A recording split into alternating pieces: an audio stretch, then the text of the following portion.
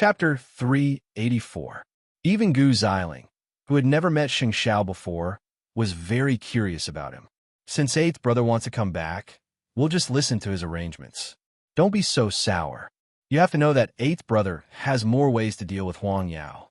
This is something that all of us must know. What about Miss Gu?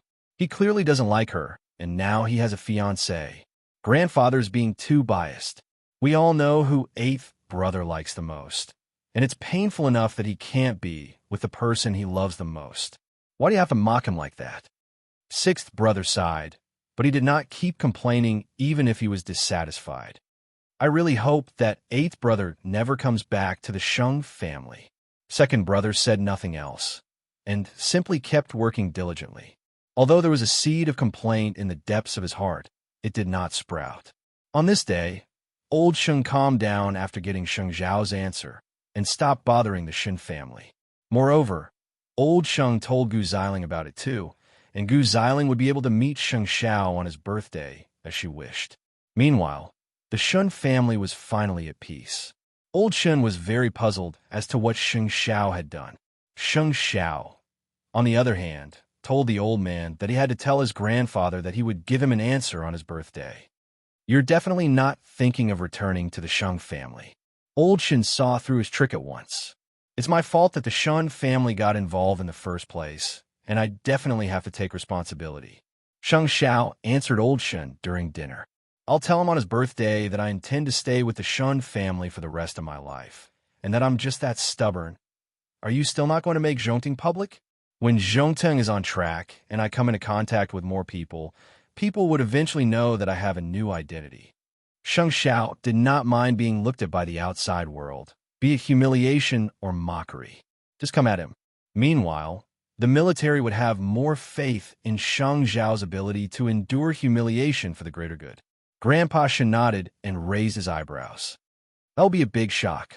You have to deal with it properly. Otherwise, your grandfather will put all the blame on the Shun family in the future. I know. Let's go help Jing Yun and fourth sister since we can take a breather now. Mu Chi suggested. There are many rumors about the Su family. Everyone in Su Holdings must be panicking now. Sheng Xiao pinched Mu Chi's chin and looked at her. Do you think Jingyan can't clean up this mess? It's not that I don't believe him. I just feel that this matter cannot be dragged on like this. Your husband is going to be looked down upon very soon. Don't you care? Mu Chi rolled her eyes and punched his chest. I think you're enjoying it. Sheng Xiao held Mu Chi's hand. At that moment, Grandpa Shun cleared his throat and reminded them to pay attention to the occasion. If Jingyan needs help, he will ask for it. He hasn't called yet, which means that he can still handle it for now. Then, if that's the case, take me to see Qianqian tonight. Sheng Xiao did not say anything. He thought about the little one.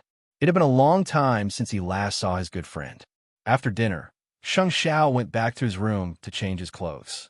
At that moment, Grandpa Shun said to his granddaughter, "This kid is planning to take all the consequences on his grandfather's birthday.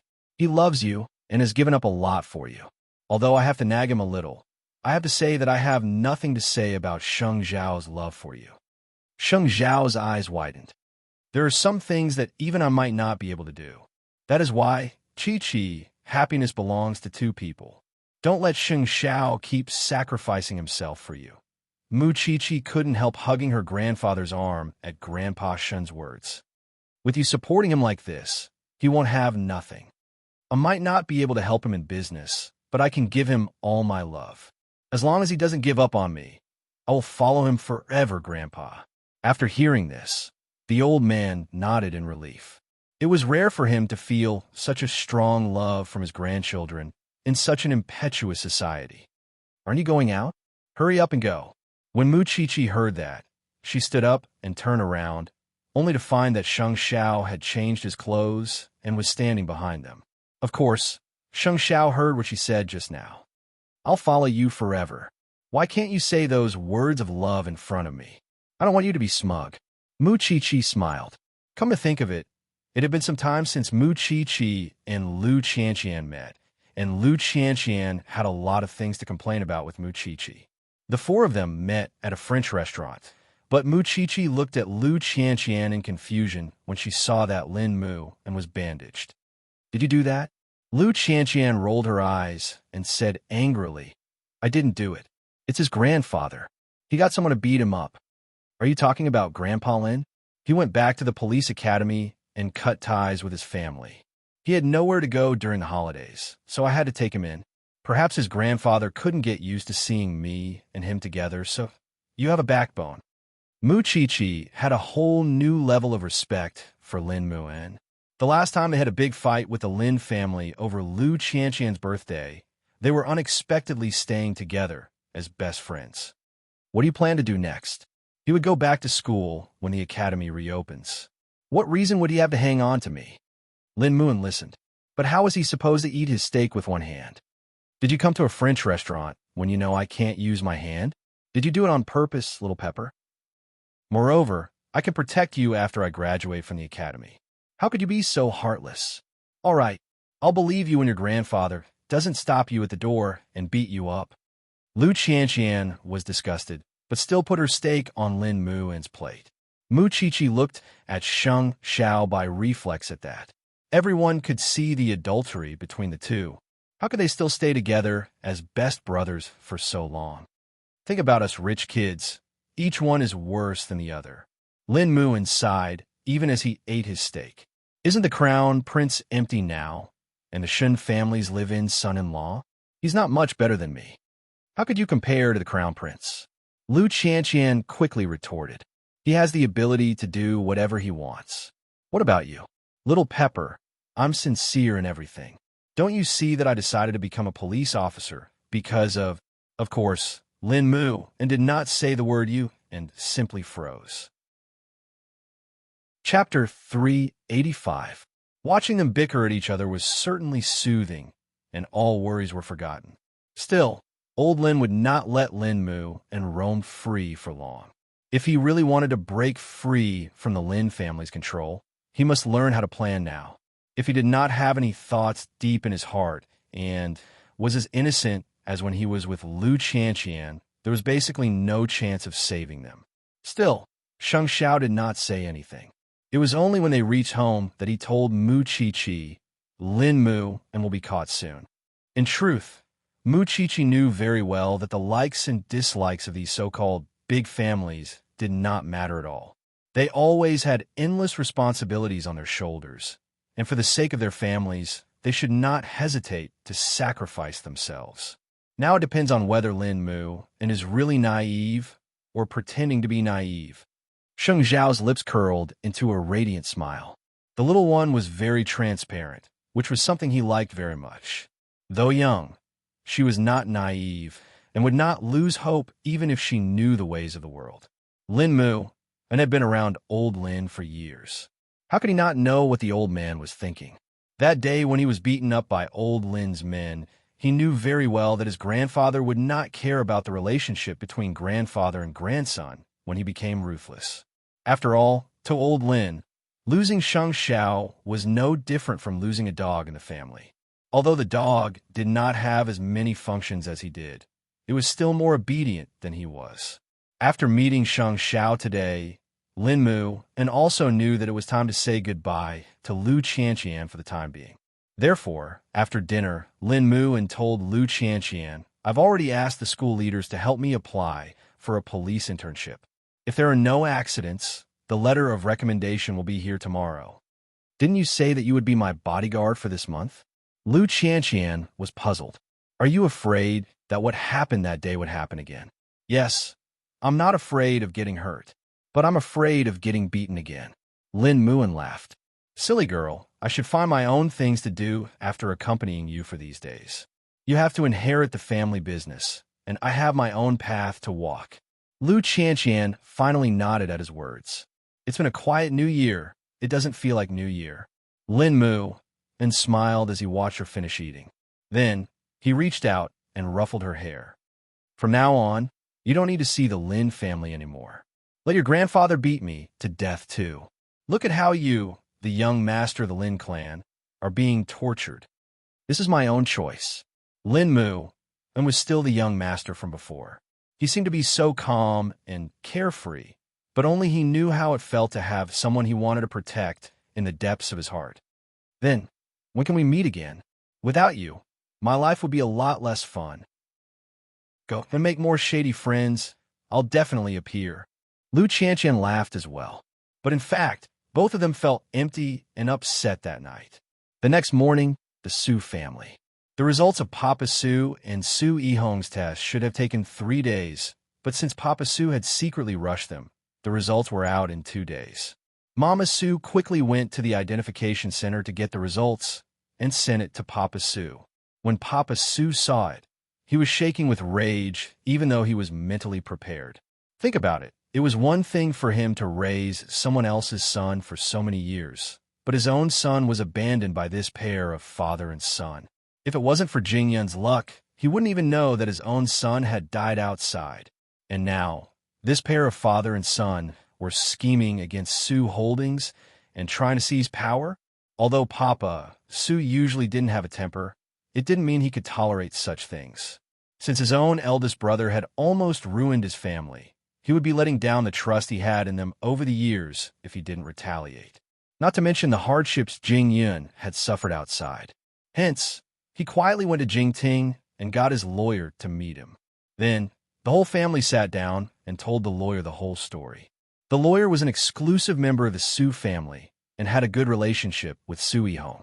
Even so, he couldn't help sighing after reading the test report. Chairman Su, I've watched Yihong grow up too. It's too scary if he really is that good at hiding things. Now, you just have to tell me what is the truth behind his relationship with my eldest brother. Papa Su was utterly disgusted now. The son he had loved for so many years was not his own son. Any other man would never be able to stand it.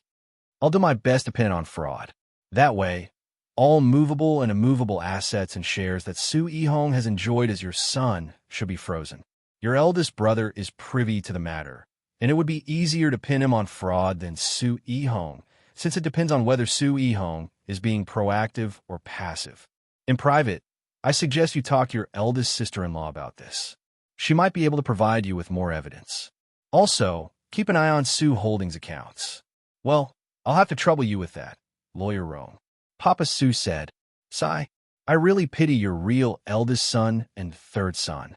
That father and son are really out of their mind. After the lawyer left, Papa Su couldn't help hugging Jingyun. I've let you and your eldest brother down. You and your eldest brother have suffered. This has nothing to do with you, father. If that father and son hadn't been up to no good, eldest brother and I would have been fine. Although you're comforting me, I still feel guilty. Don't worry, I'll definitely give you an explanation.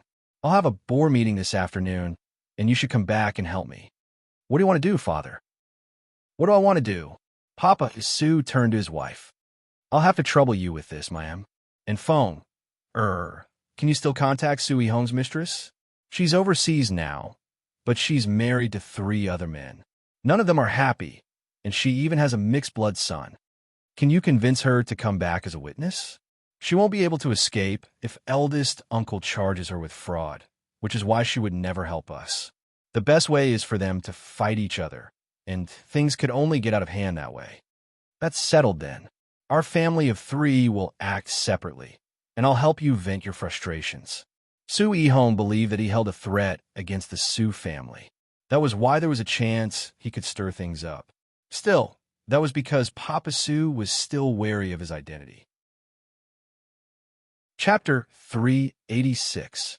Su Yihong had expected a temporary board meeting at Su Holdings.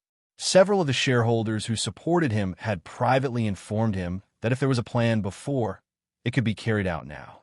Su Yihong expected that Papa Su had called for the board meeting so urgently because he had already received the results of the DNA test beforehand. After all, Jingyun had so many things on his mind that he would definitely have Papa Su handle in advance. Still, Papa Su had his own plans, and Su Yihong had his way. The board meeting at Su Holdings was about to begin at 2 in the afternoon, and Jingyun followed Papa Su to the company. Naturally, he did not have the right to appear at the meeting. At the same time, Mama Su took the DNA test and Jingyun's DNA test and asked a friend to meet the wife of eldest Uncle Su's wife, since she wanted to help her husband and son settle the matter as soon as possible. The wife of the eldest uncle of the Sue family had always tolerated her husband because she had always blamed herself for not being able to give him a son. Hence, deep down, she knew that her husband had gone out to look for mistresses. She had caused a ruckus in the past, but her husband had restrained himself. That was why she had turned a blind eye to it all these years, as long as it was not too much. She was surprised to meet Mama Sue today. While the two families usually met, there were not many chances for a private meeting like this. Eldest sister, sister-in-law, what are you doing? Mama Sue sat down, looking confused. Of course, she was aware that her brother had suspended her husband from his duties. I'm here today to show you two things. With that, Mama Sue handed the two reports to her eldest sister-in-law. Mama Sue had a bad feeling when she saw the yellow paper bag, which was why she was very hesitant when she took it. Sister-in-law, could you be asking me to betray my husband? Your brother might be a little overboard, but he wouldn't go so far as to. You'll know when you see it, eldest sister. Mama Sue said quietly. Sue Ehong nodded and mustered her courage to open the yellow paper bag before throwing it aside. What's this? She was so excited that she rose to her feet.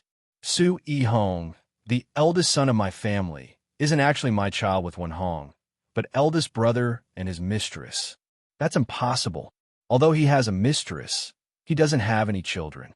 I'm sure of that. Sister-in-law, there's proof in the hospital. When I gave birth to eldest brother was with that woman and gave birth in the hospital as well. In order to seize power, he did everything he could to replace my eldest brother. It's a pity that my real son died when he was only a few years old. Mama Sue's tears streamed down her face when she said that. The eldest Sue's sister-in-law stared at Mama Sue in shock, clearly unwilling to accept the truth. However, the Sue family had always doted on Sue Ehong, and since Mama Sue had come to her, there was nothing more to be said about the matter. Hence, she sat down again, although she appeared rather dazed and unable to accept it. That bastard, eldest sister-in-law, this is not the only evil that my eldest brother has done. You know that I've just found my third child, but do you know who lost my third child? Mrs. Sue knew very well that Mama Sue had almost gone mad searching for Jing Yun over the years. If this matter was also done by that bastard, the few of us are really blind. What do you want me to do? No, I'll tell sister-in-law to continue. After all, what if you still want this family? The eldest Sue's sister-in-law promptly slapped the table and rose to her feet. I've endured it for so many years for my daughter. I would have divorced him if I knew that the bastard had a son outside. Do you think I care about this marriage? What family? He's never cared about me or my daughter over the years, and I was just wondering. So he had a son in the first place, and here I was thinking that I owed him something. What do you people plan to do? There is nothing more delightful than being united against a common enemy. You just have to take back what you deserve and not mistreat yourself and your niece. That's all. I want to divorce him. Otherwise, sooner or later, everything he has will belong to that bastard. Don't even think about it. Sister-in-law, you and second brother don't need to feel any guilt. Just based on what that bastard did, he should have been struck by lightning long ago and broken up with his family. This sister-in-law was a sensible woman. That was why Papa Sue was assured to tell her about the matter. If you've really thought it through, please listen to us. Before Papa Sue could sue the eldest uncle for fraud, they should divorce him and take half of his assets. Otherwise, it would be too late when his assets were frozen. I don't know if you need it, but I still have evidence of his extramarital affairs. I don't know if I've taken pictures of the mistress who gave birth to his child. There's also evidence of him taking bribes from the shareholders. Really? Meanwhile, the shareholders had taken their seats in the meeting room of Sue Holdings. Of course, the eldest uncle and Sue Ehong, who had been suspended, were not present. Still, those two had been waiting in the dark. If Papa Sue dared to act recklessly, they would not sit still and wait for death. Jing Yun was standing outside the meeting room. In truth, he was not as calm as he appeared to be. After all, he was aware that every shareholder here was connected to their own interests. If Sue Ehong had given them enough benefits, Papa Sue would not have an easy time holding the board meeting. Chairman Sue, hurry up and say what's on your mind. Everyone's time is also very precious. Papa Sue found it difficult to speak even as he held the report. Still, after some thought, he said the Sue family has produced 2 good actors. While it's a family scandal that shouldn't be aired in public, I have to say it since it concerns the very foundation of Sue Holdings. Sue E-hong isn't my biological son, which is why I've left the matter to my lawyer. His shares and the latest projects of Sue Holdings are to be frozen. The shareholders were half aware at that. Chief Sue, whose is he if he isn't your son? Chairman Sue, you have to make it clear to everyone. Sue E-hong is the child of my eldest brother and his mistress. He swapped his own son with my own in order to seize power, and that's why he ended up like this today. Papa Sue explained. I see. To think that something like that actually happened. The shareholders appeared to have their doubts cleared and their desire for gossip satisfied. That was when someone voiced an objection. But the version I know isn't like that. Chapter 387. The version I know is that you knew that your child was sick and so begged your eldest brother to swap the child because you said that you were afraid that your wife wouldn't be able to take the blow. Your kind elder brother decided to sacrifice himself for you and let you adopt his child. However, he didn't expect that today, because of your own suspicions, not only did you remove him and his son from their positions, but you also accused him of deceiving you. Everyone fell into deep thought at those words. That explanation did not seem wrong. Why do you seem to know more about my family than I do, Director Wynn? Papa Sue asked calmly in return. Could you be a parasite in our stomachs? Your eldest brother and I have always been close, and he would naturally tell me everything about you. What's so strange about that? Director Wynn sneered. All these years, E-hong has made great contributions to Sue Enterprise. Is it because you found third brother, or because you're suspicious of E-hong? That's why you're putting on this show? Am I right? How could I abandon my own son? Papa Sue roared. What did that father and son offer you? Whatever it is, you have to listen to the person in question to know. With that, Director Wynn rose from his chair and went to fetch Sue E-hong and his son, who had been waiting downstairs. Jingyan knew that the father and son were up to something again when he saw them, and couldn't help worrying about Papa Sue's situation. Meanwhile, Sue E-hong told Jingyan as he walked past him, "You're just a dog even if you've been with Sheng Xiao for a long time. I think the Sheng family wasn't wrong to call you that." Jingyan said nothing and watched as the father and son entered the room. The other directors watched as the father and son appeared, readying themselves to watch the show. Wen-hong, I really didn't think that you would really treat me like this. You weren't like this when you begged me to give you my child. Father and son, we worked so hard for Sue Holdings, but you trampled us like this today. How could you let me down like this? Everyone here, please be the judge. I'm the eldest brother, and I gave my own flesh and blood to stabilize his family. But what about him? Today, they actually slandered me for cheating. If it were you, wouldn't you be disappointed? Papa Sue remained calm, even as he watched them act. Leaving everything else aside, you're acknowledging that you're father and son, right? Papa Sue asked, getting to the point. We are father and son. Didn't you already know that? Ever since E-hong was born, you knew. Then what illness did my own son have when he was born? Papa Sue pressed. Leukemia. Papa Sue chuckled at those words. That's to prevent you and your father from making things up. That's why I've found all the information about my wife's childbirth. My child was healthy and signed by the doctor when he was born. I don't know where your leukemia came from. Of course you won't admit it. Besides, you can totally fabricate evidence. Wen-hong, how have I not treated you well? 2 days ago, I even broke my finger for your third brother. Why do you have a trample on me like this?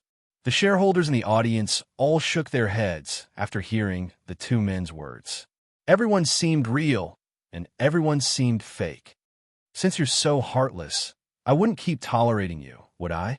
Since you want to chase us out of Sue Holdings, I'm going to fire you as chairman. Shareholders, what do you think of my suggestion?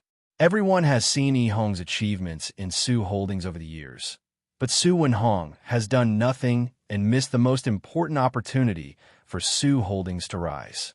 Don't forget that E-hong now holds the most advanced research of Sue Holdings. How many years of blood, sweat, and tears did he put into it? Who else would Su Holdings' future be passed to if not him? Many of the shareholders nodded at that. More importantly, they were being coerced by Su Ihong's projects. That was also eldest Uncle Su's intention. Is that so? There would be no new projects without Ihong. There would be no new projects without Ihong? That's the funniest joke I've ever heard. A project's development is a team success, and I really couldn't tell that he could achieve such greatness alone. Papa Su retorted. Looks like you won't shed a tear until you see the coffin. You said that you'd get a lawyer to handle this matter, but I did too. I'd like to see if you could take it if that incident all those years ago was exposed. Eldest Uncle Su said viciously. Since all the shareholders are here, let's settle this today. Let's vote to fire Su and Hong. The pair of father and son had really underestimated how disgusting they could be. Had the shareholders really fallen for their tricks and decided to take a stand? Perhaps Jing Yun, who was standing by the door, couldn't bear to listen anymore. Hence, he promptly opened the door to the meeting room and faced all the shareholders. Third young Master Su, you're not a member of the board. What are you doing? Director Wen immediately expressed his disgust. I'm laughing, Director Wen. You don't know how to judge the situation. Jing Yun replied. First of all, the shareholders' right to vote is based on the director not carrying out his duty. This is the first time I've heard of a shareholder using family matters as an excuse to remove a chairman. Could it be that your common interest isn't to earn more money, but to see my father fall from power? Second, you should know that my father holds 42% of the voting rights. Are you really going to offend him for Su Wintao and his son? Third, regardless of how Su Ihong became my eldest brother, the police would naturally investigate the matter. I'd advise everyone to be rational and not be used as a tool. Fourth, once the police file the case, it means that all the resources Su Ihong enjoyed because of my father would be frozen. Are you sure you want to support someone who would soon lose everything? Is it worth such a huge risk? The shareholders were troubled once again at Jing Yun's words. You have no right to speak here. Get out. Su Ihong barked at Jing Yun. Who do you think you are in Su Holdings? And who do you think you are? A loud shout suddenly came from the entrance, attracting everyone's attention. Mama, Su had arrived at Su Holdings' meeting room with her eldest sister-in-law. Meanwhile, Su Wintao promptly felt guilty when he saw his wife. He had to admit that he hadn't settled things with his wife yet, but he didn't expect Papa Su to beat him to it. Honey, why are you here? We were just talking about back then. Chapter 388. Honey, you can't say that. Ihong is my child after all. That's right, he is your child. Su Wintao's wife's eyes were misty with tears. And it is precisely because he is your child that we are divorcing. I will hand over the evidence of your adultery with another woman to the police, and you'll be kicked out of the family with nothing. Honey, by the way, which one of your shareholders has the surname Wen? I have proof of what you and my husband have done. Did you accept his bribe to frame my brother's family? Everyone was taken aback at those words. It turned out that this director, Wen, had accepted a bribe from the eldest uncle of the Su family. No wonder he was so eager to drag Papa Su off his high horse. And Su Ihong, that bastard. Did you think that Wintao doesn't care about bloodline and wants anyone? How dare a son of a whore fight for the Su family's property? Do you think it's your turn? Su Ihong's face reddened at that. Su Ihong's assets will definitely be frozen if Wintao files a lawsuit. He's a fraud suspect, after all, and Su Wintao's assets will be divided when I divorce him. Are you all out of your minds trying to prop him up? When the directors heard this, they immediately felt bored. They said, if we had known this was a family matter, we wouldn't have had to come here. Let's go. You can settle your family matters yourselves. Su Wintao couldn't help narrowing his eyes at that. That whore was ruining his plans at a time like this. The board of directors dispersed, leaving only the Su family in the meeting room, looking at each other in dismay. That was when Su Wintao's wife spoke again. Don't doubt it. Wintao's family and I are on the same side, and we won't rest until you and your father are ruined. Don't forget that the new project is still in my hands. Su Ihong threatened. That? Jing Yun answered Su Ihong. I happen to know some friends, and I told the relevant departments that the project is a huge security risk. so the higher-ups ordered us to stop. Su Yihong's face fell at those words. You really are a family. Nice move. Still not admitting that you abandoned me back then? Su Yihong smiled smugly. What? Do you want to thank me for letting you be a dog for the Sheng family for so many years? Jing Yun then walked to Su Yihong's side and told him softly, I'll let you know what it's like to be a dog for the rest of your life. Ha ha ha. I'm afraid you won't have the chance. Let me tell your Su family a secret. I still have a bomb in Su Holdings. It's still uncertain who will win. You mean finance department? Yao Yao. Jing Yun asked Su Yihong in return. You really have it easy. Not only did you let someone be your bed partner for years, you even had them help you with falsifying accounts and money laundering. I thought you could really hold the power and marry her. This time, Su Yihong really could not smile anymore. He did not expect Jing Yun to investigate the finance department so quickly. Do you know which department of Huang Yao I first entered when I was a dog of the Sheng family? It's the finance department you love so much. There are losses, but the law can recover them. And if you don't return the money on your own, you won't have the chance to fight for a reduced sentence. Su Yihong stumbled a few steps back at Jing Yun's words. That was when Su Wintao tugged at Jing Yun and said, Let's go. Don't listen to their nonsense. That's right. There's no need to meet in the future. You'll meet the lawyer directly. Papa Su and Mama Su shared a look, but said nothing. It was only after Su Yihong and his son left that they asked Jing Yun, How did you find out about the trader in finance so quickly? Where would I have the time to do that? It's just that the lawyer reminded me to clean up Su Holdings accounts this morning. That's why I took a look, and there were only 3 female employees in the finance department. One was married, the other was pregnant, and the most likely one was Yao Yao, who had always been single. That's why I tricked him.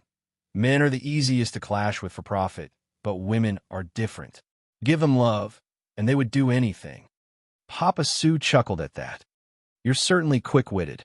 Although we've gotten rid of those 2, it would take a long time to clean up the mess. You might have to work hard for a while, Father.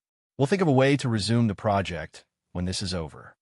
Papa Su clapped Jing Yun on the shoulder and nodded. Help out with your mother and eldest aunt in the aftermath, or I'm afraid that father and son would do something to harm them. I understand. Just like that, a chaotic day passed. Even so, the father and son were only chased out of Su Holdings without any other punishment for the time being. Moreover, they might even flee Jianchuan to a faraway land. That was why he had to think of a way to completely cripple them. Sheng Minglan was beside herself with worry after the incident. Still, she was relieved after hearing Jing Yun's call. At long last, the storm was over. That night, Jing Yun moved back to the Su residence from Jingting and made a special call before he left. It's been dealt with, so I'm bringing Minglan and Mother home. Sorry for the trouble, young master. That Su Yihong is still healthy. How is that dealt with? Sheng Xiao asked in return. There are some things that must be done, and some people won't be grateful just because you let them go, I understand. That was why Jing Yun made a few calls when Sheng Minglan was showering after returning to the Su residence. When Sheng Minglan came out of the shower, Jing Yun was staring blankly at her. Sheng Minglan was sitting on his lap, her sweet scent wafting through the air as she asked, You haven't slept well over the last few days because of Su Holdings. Take a good bath tonight and have a good night's sleep. Jing Yun couldn't help hugging Sheng Minglan before sighing tiredly. I might have to do something you hate. Sheng Minglan stroked his head and said reassuringly, I know you're talking about Su Yihong. Just do it. Their eyes met in the darkness, and Jing Yun couldn't help kissing her softly. Still, how could that kiss satisfy the 2 of them who hadn't had a good time over the last few days? In the depth of their love, how would they survive the long night if they didn't linger? Soon, the news that Su Yihong and Su Wintao were father and son spread throughout Su Holdings, and Jing Yun's performance at the board meeting won the admiration of his subordinates. Chapter 389. But now, the Crown Prince's path was a little strange. He had actually given up a vast diamond empire like Huang Yao for Mu Chi, abandoning his status as the Crown Prince. Was it all for a love affair? What kind of woman could he not have with such wealth? One could imagine how frightening the charm of the little bride of the Sheng family was. Over the last few days, old Sheng did as promised and did not bother Xing Xiao or the Shun family. After all, he was having second brother prepare a grand birthday banquet for him, first to announce Gu Ziling's identity, and second to celebrate eighth brother's return. The Sheng family was bustling about for Sheng Zhao's sake, which made the others more or less uncomfortable. After all, he was the one who wanted to leave the Sheng family, and no one forced him. But now, the entire Sheng family revolved around him. What kind of logic was that? Be that as it may, the Sheng family was in turmoil, but the person in question was living comfortably at the Shun family. Since the people he dealt with had changed, Sheng Xiao became even more discreet. In other words, he was becoming more black-bellied. Before, he would beat you up on the surface, but now, he would ignore you on the surface and beat you up behind your back. Of course, Mu Qiqi was still fascinated by Sheng Xiao, no matter what he was. During dinner at the Shun's house, Grandpa Shin stole a few glances at Sheng Xiao while holding his bowl and chopsticks. Then, he said, "I had a chat with a few comrades today, and they talked about you. The son-in-law of the Shun family is really bold. You've just established Zhongting, and you've already secured several important resources.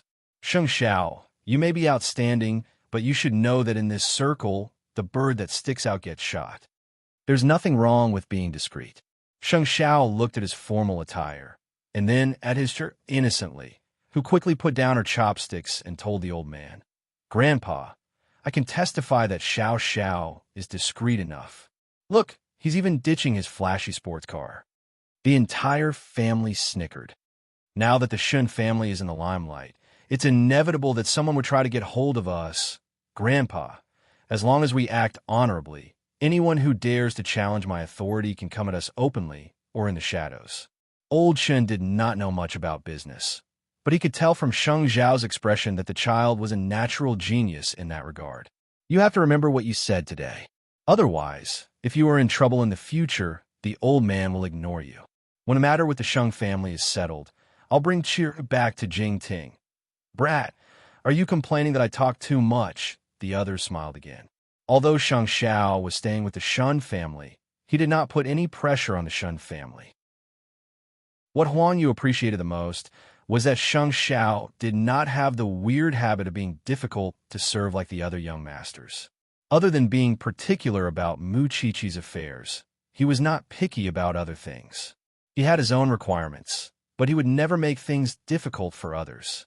After dinner, Sheng Xiao was working in the study, while Mu Qiqi was looking for medical books in his shirt. "Jingyan has settled the matter with the Su family." "Really?"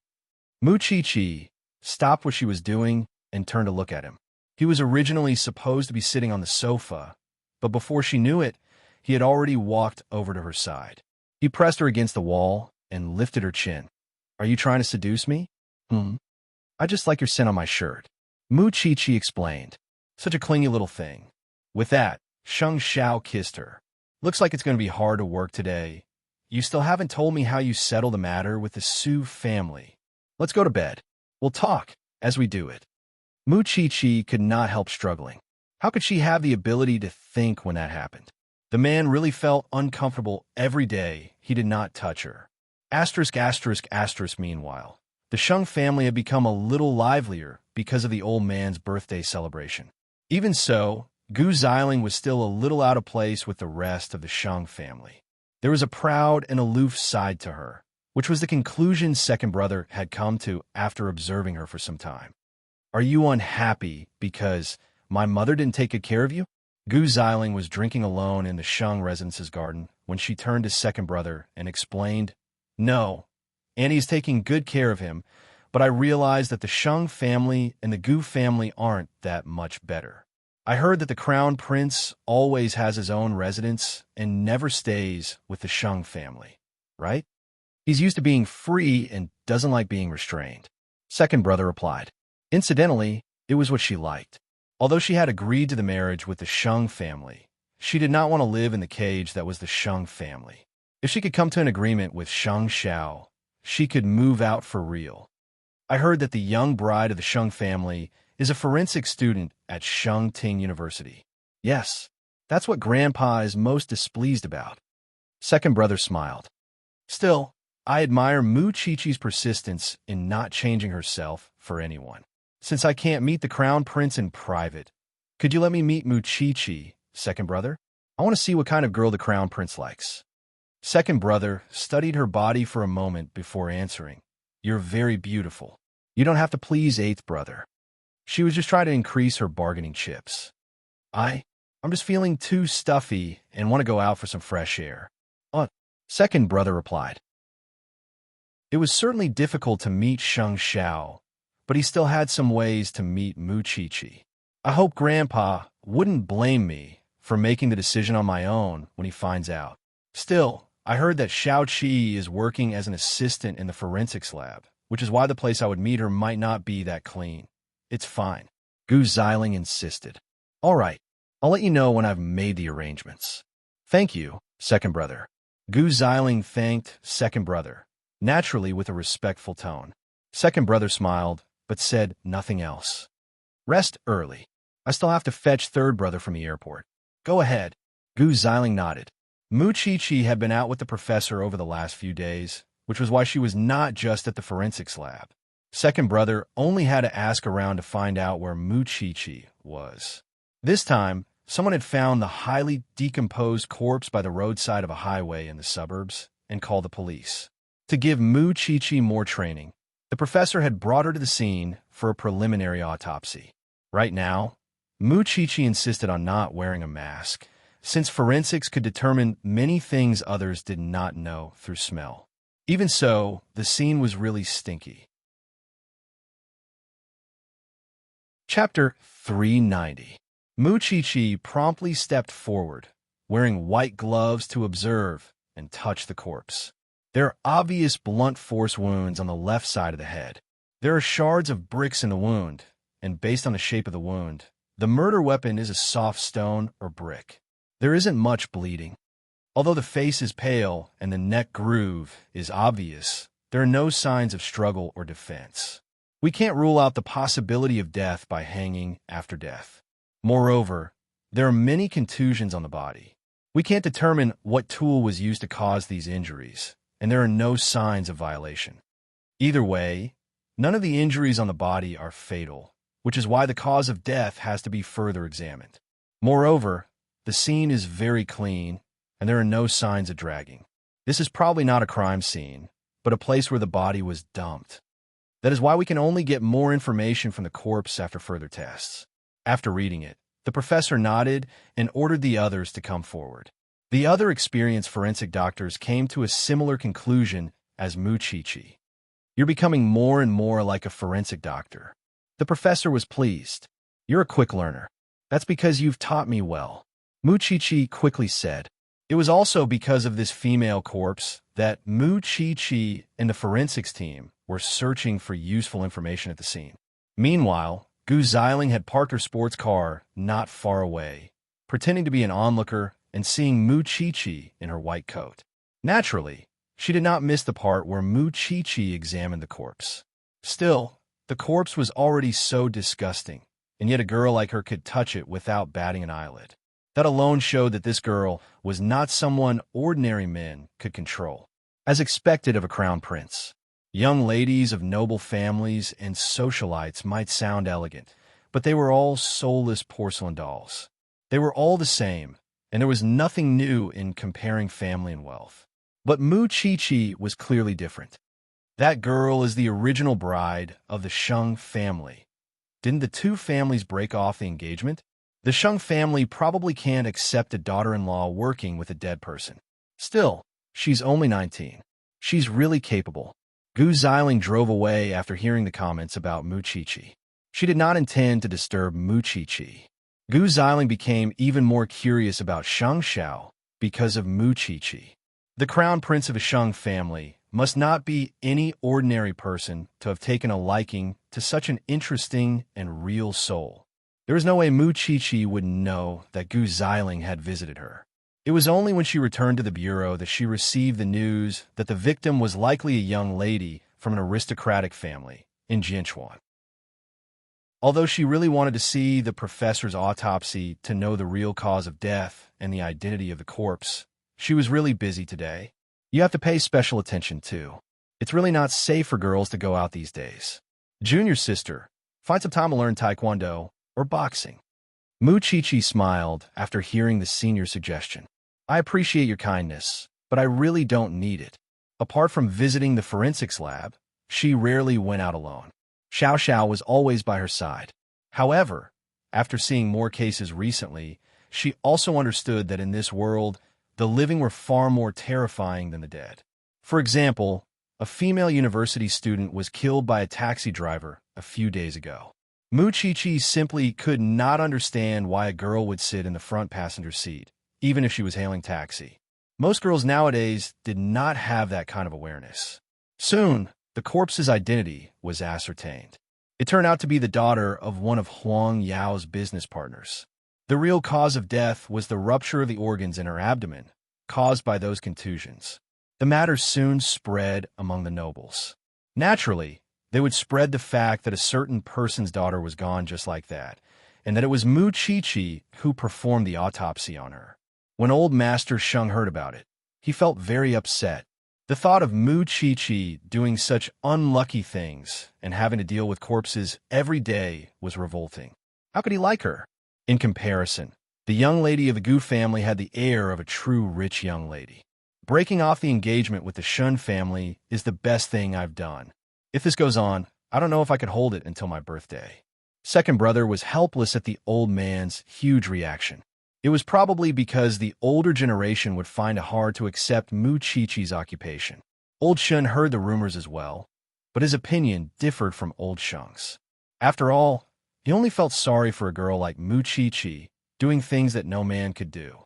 Since Mu Chi-Chi was adapting well, he was instead proud of his granddaughter after hearing the rumors outside. Before, he had thought that it did not matter if Old Sheng liked her, and now he had even less reason to be wary of him. Still, the matter was spreading like wildfire. What do you think of Mu Chi-Chi after visiting her?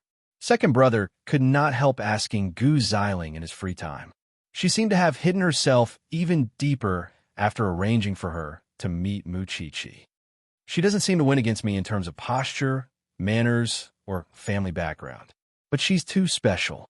Gu Xiling answered second brother after some thought. Would you grant them their wish just because of that? No one has ever granted me that wish. Moreover, it was not something she could decide. Perhaps I would have an answer when I meet the crown prince. In second brother's eyes, Gu Xiling was elegant and a little solitary, and would definitely not be happy if she really married eighth brother. Before this, everyone had been guessing what kind of woman Sheng Xiao would like, but they only realized after Mu Chi-Chi appeared that Sheng Xiao himself could not understand his own preferences. Second brother assumed that Gu Xiling would not try to win him over so easily, since Sheng Xiao and Mu Chi-Chi were too close. However, after meeting Mu Chi-Chi, Gu Xiling entered Old Sheng's study and told him, "Didn't you ask me who I like to be my husband, Grandpa Sheng?" Old Sheng stared at Gu Xiling, guessing that the child had really taken a liking to second brother. After all, she had made up her mind without even meeting eighth brother. If that was not favoring second brother, what was it? I want to know when the crown prince would return. Old Sheng was taken aback at that, but relaxed. After all, Gu Xiling was prepared for eighth brother. Chapter 391. All right, since the crown prince has decided to return to the Sheng family, I'll tell my parents that I've chosen that man. Gu Xiling replied, looking at the old man. No, Xiling, I'm confused. You've been interacting more with second brother these days. Why? I'll only choose the strongest man. Gu Xiling answered matter-of-factly. If Sheng Xiao returned to the Sheng family, it meant that he had given up on Mu Chi-Chi. And since he had given up on her, she did not have to pity her. After all, Mu Chi-Chi was so young that she could find any man she wanted. On the other hand, if she was not the young master of the Sheng family, she would find a man from another family. As such, it was better for her to choose a man who would never love her. That way, she would be free and relaxed. Then I'll announce on that day that the two of you are engaged. Thank you, Grandpa Sheng. If Sheng Xiao wanted to keep seeing Mu Chi or have children with her, she would treat them as her own. However, she would not give up her safe haven so easily. Even so, why should Mu Chi give way to her? Even ordinary women had the right to pursue happiness.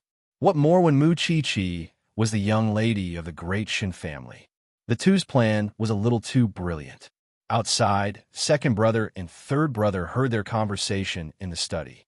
Second brother's hand, which had been holding the documents, dropped and passed it to third brother. "Give these to Grandpa." Second brother. Third brother caught up to second brother. "Tell me the truth. Do you like Miss Gu?" "No matter what my feelings are, Miss Gu has made her choice." "Isn't that right, Grandpa?" Gu Ziling's declaration that she would only choose the strongest man was like a sharp blade stabbing into second brother's heart. Third brother couldn't bear it and kept chasing after him. Ever since he was young, the one who understands eighth brother the most is not eldest aunt, not grandfather, and definitely not you. It's me. "Do you think eighth brother would come back?" "That has nothing to do with me." With that, second brother promptly left, striding like a shooting star. Third brother took a deep breath, feeling indignant for second brother. Could grandfather not see how hard second brother had worked to maintain the stability of the Sheng family after eighth brother left? However, the position of the heir and Miss Gu's marriage were all prepared for Sheng Xiao, which was unfair. Hence, third brother called Sheng Xiao. "Eighth brother, it's third brother. I want to see you." Sheng Xiao smirked. It seemed that his third brother was here to deliver a message. "Tell me the place. I'll come find you." "Are you still living in the Shen family?" He was a live-in son-in-law. If he did not live in the Shen family, where would he live? "Forget it. 8 o'clock tonight, Empire Hotel." "Let me make it clear first. I'm broke, and I bring my family here to freeload." "Oh, whatever." Third brother's temper was not as steady as second brother's. He was a little impatient, but he had a sense of justice. Right now, the Sheng family was counting on those two. At 7:30, third brother could not help being stunned when he saw Mu Chi at the hotel.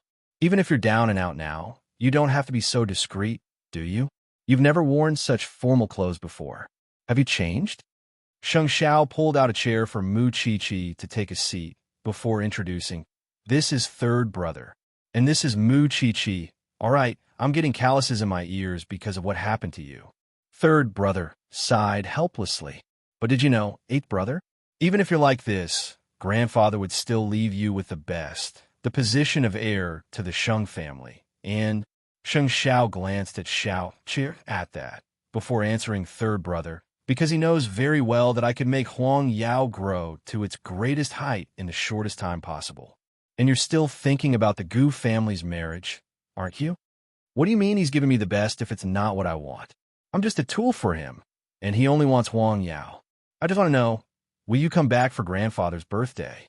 That Miss Gu is staying in our house, and second brother and I heard with our own eyes that she chose you. That's why grandfather is planning to settle the marriage between you and Miss Gu during the birthday celebration. What do you think?" Sheng Xiao laughed heartily at those words. "I only said that I would give him an explanation. When did I say that I'm going back to the Sheng family? Don't I know you? Why would grandfather think that if you didn't deliberately lead him?" Sheng Xiao looked at the red wine in front of him and took a sip elegantly, before continuing with a smile. "Well, let him think so. What are you going to do?" Although second brother doesn't say it, I can feel that he's already upset, and he seems to like that Miss Gu. "I have nothing to tell you now, but there's one thing I'm sure of. I'll never step through the gates of the Sheng family for the rest of my life. Even if it's like this, with nothing? Yes, even if it's like this, with nothing. If you really care for second brother, don't mention a word about our meeting today to the Sheng family, and act as if you don't know anything." That was what third brother had guessed. "I didn't know that you hate grandfather so much." "Yes, so much that I don't want to hear about him for the rest of my life. That said, I've heard a lot about you recently. Didn't you perform a ritual on that poor business partner's daughter?" The old man's face darkened when he heard about it. "I've never seen him look so terrible." Third brother teased, "You two treasures, you've tortured me so much.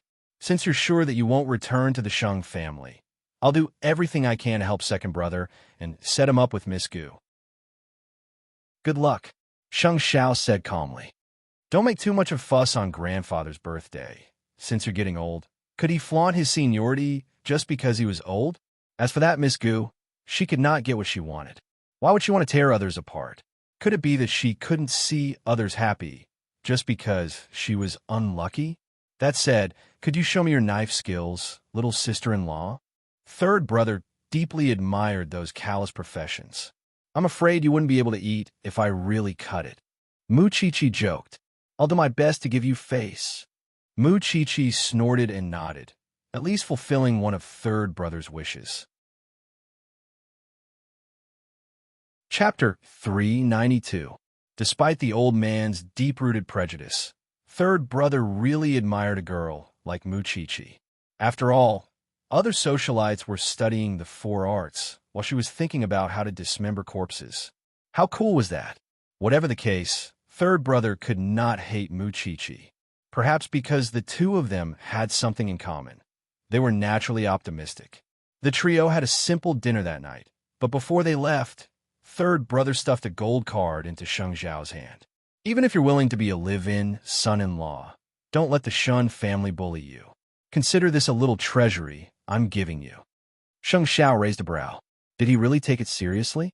What you have isn't even enough for me to buy a season's worth of clothes for Chia. Eighth brother, can't you be a little more frugal now that you're in such dire straits? Sheng Xiao smiled meaningfully and answered third brother, keep it for yourself. You could use it when you marry sister-in-law. You're still complaining. You deserve to die of poverty. My temper really can't stand how prideful you are. Sheng Xiao clapped him on the shoulder nonchalantly. Third brother really thinks of you as a brother if he knows to save you, and yet you're hitting him.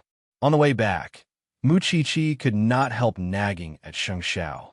Xiao Xiao, it's quite pitiful that you're so poor now. What a reckless little thing. Her husband was not poor, all right?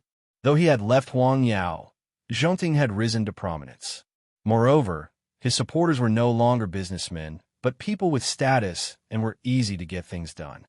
At first, I thought that Miss Gu was quite pitiful because she was forced by her family. But now, I suddenly feel that there's something hateful about her too. What? Are you afraid that she'll steal your man? Do I have to give it to her if she does?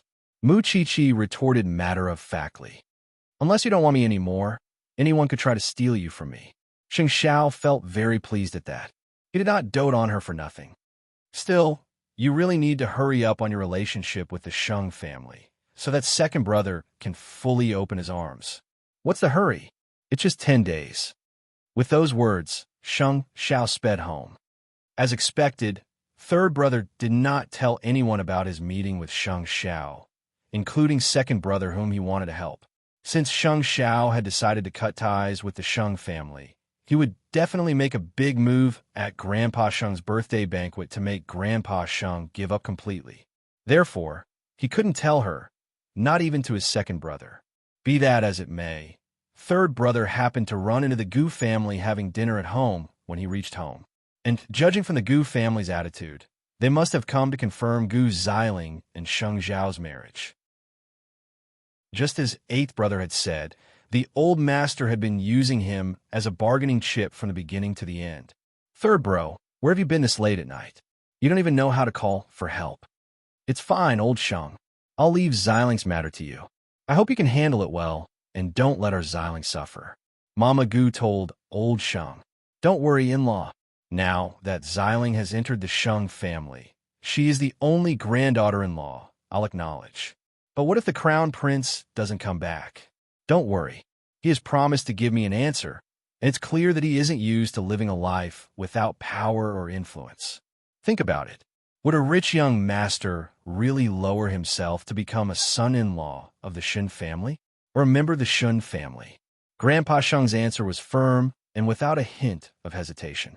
He really didn't understand eighth brother. Third brother shook his head. Then, he looked at second brother's expression. There was no change at all from beginning to end, and there was no telling how upset he must be. Eighth brother isn't the only one in the family. You should take care of us too, grandfather. The old man did a double take and glared at third brother. Third brother was nonchalant, but he especially noticed that the young lady of the Gu family was cold and conceited.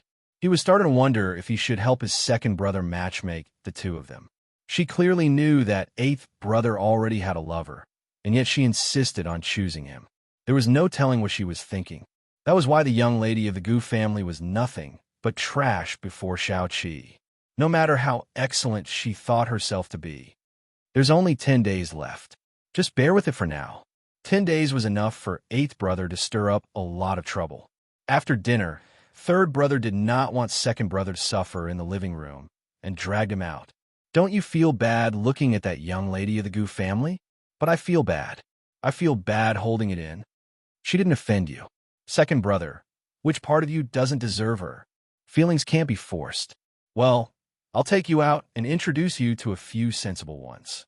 Third brother suggested. Second brother pushed him away and returned to his room. In truth, he knew very well that Gu Xiling was a proud and aloof person, but there were many factors that combined to push him into a dead end. 10 days, was it? When eighth brother returned, he could leave the country again. When that happens, he would no longer have to care about the Sheng family, nor would he have to work so hard without anyone seeing or being grateful. Perhaps, in the eyes of the Sheng family, Sheng Xiao really had nothing now. Late at night, Grandpa Sheng called Mama Sheng and asked her to come home with him, so that she could truly witness her son's happiness. Mama Sheng was displeased at that. Could eighth brother be breaking up with Mu Chi because he couldn't handle the pressure? Father, that young lady of the Gu family is the daughter-in-law you'd like, not us. I don't think we should come back and spoil your mood. You really don't know what's good for you. The old man hung up angrily. Could it be that his daughter-in-law was still thinking about Mu Chi? What kind of spell had Mu Chi fed her? Unable to figure out, Mama Sheng promptly called Sheng Xiao for confirmation. I heard that you're getting engaged to the young lady of the Gu family again. Did the old man say that? Sheng Xiao asked innocently.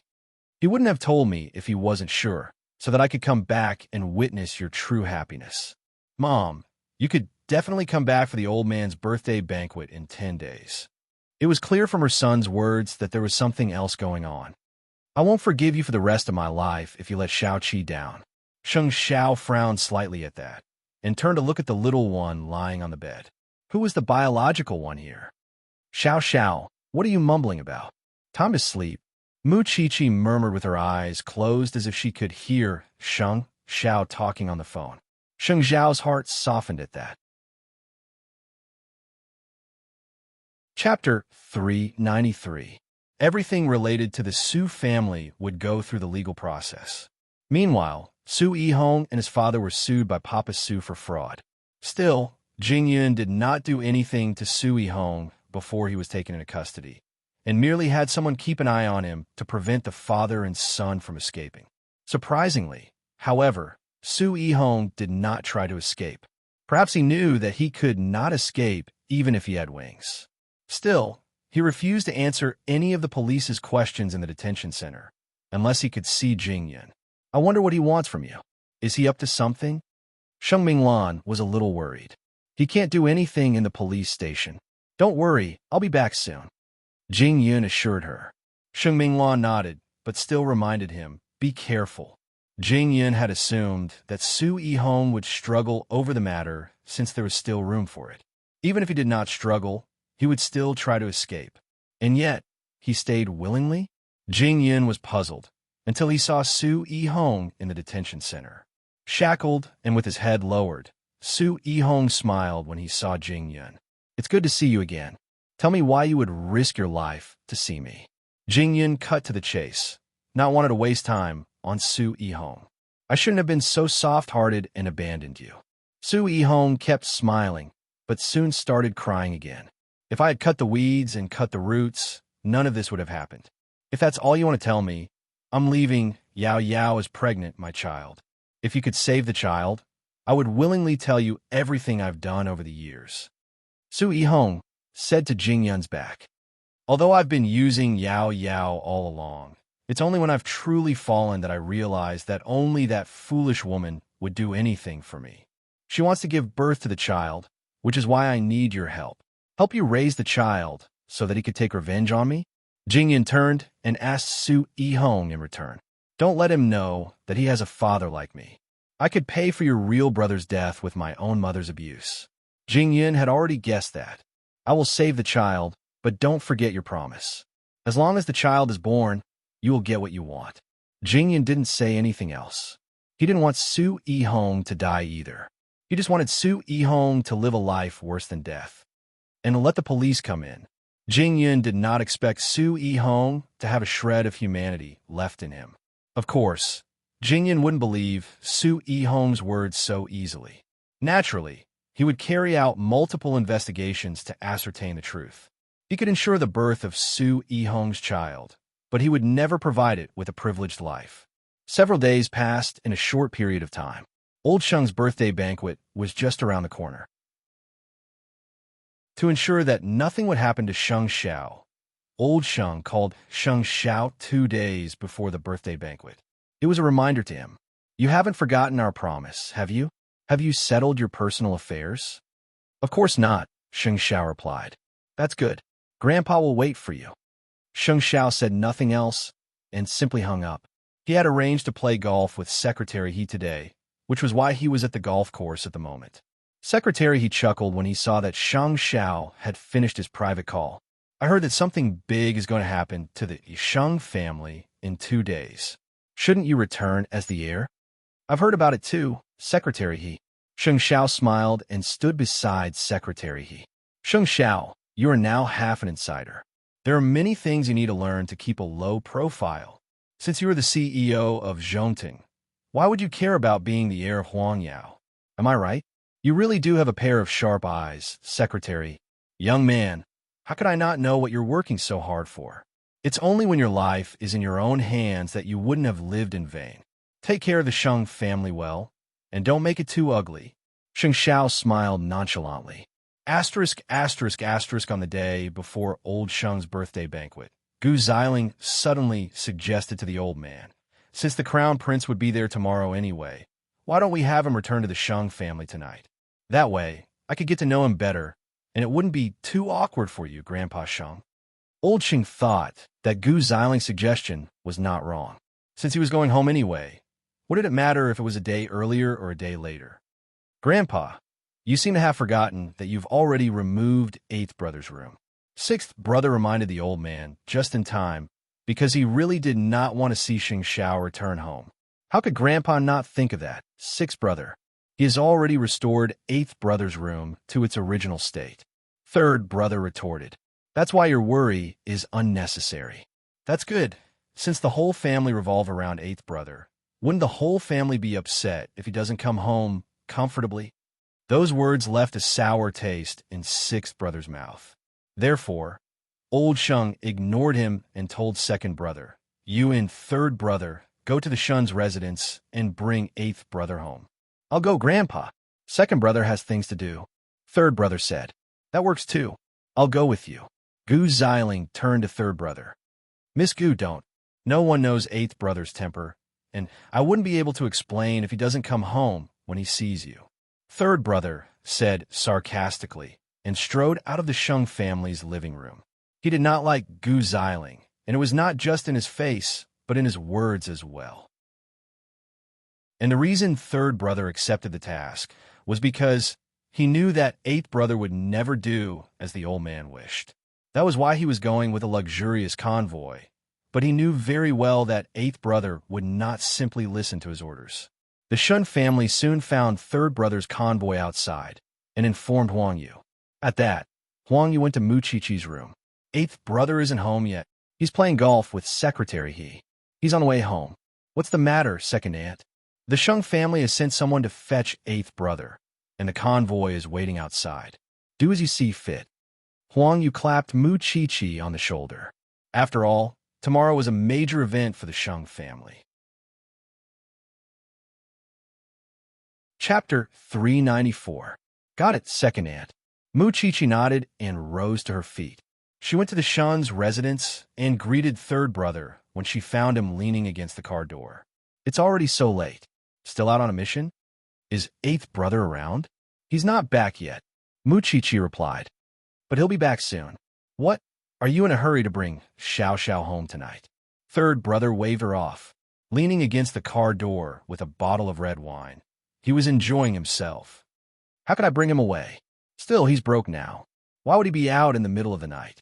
Mu Chi couldn't help laughing at that. What are you laughing at? Is Xiao Xiao really that lazy in third brother's eyes?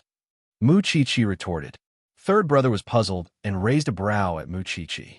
Mu Chi did a double take before turning to third brother. Have you heard of enchanting, third brother?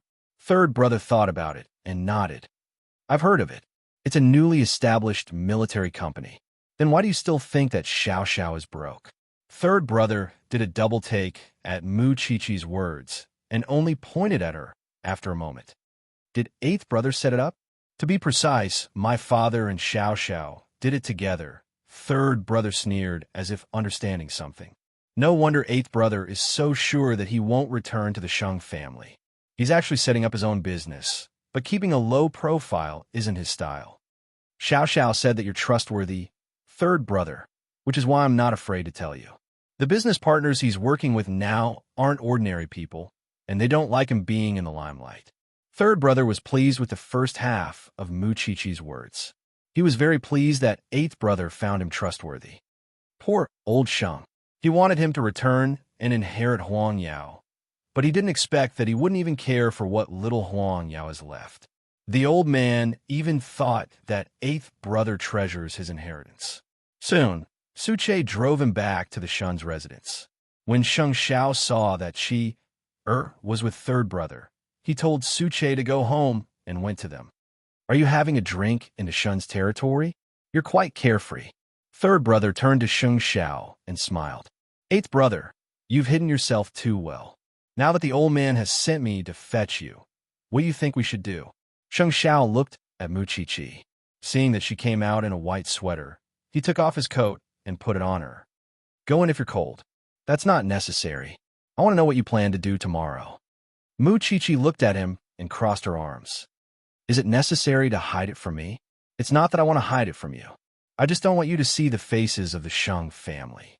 Sheng Xiao stroked her head. Go in. My face is very good. Third brother couldn't help interrupting.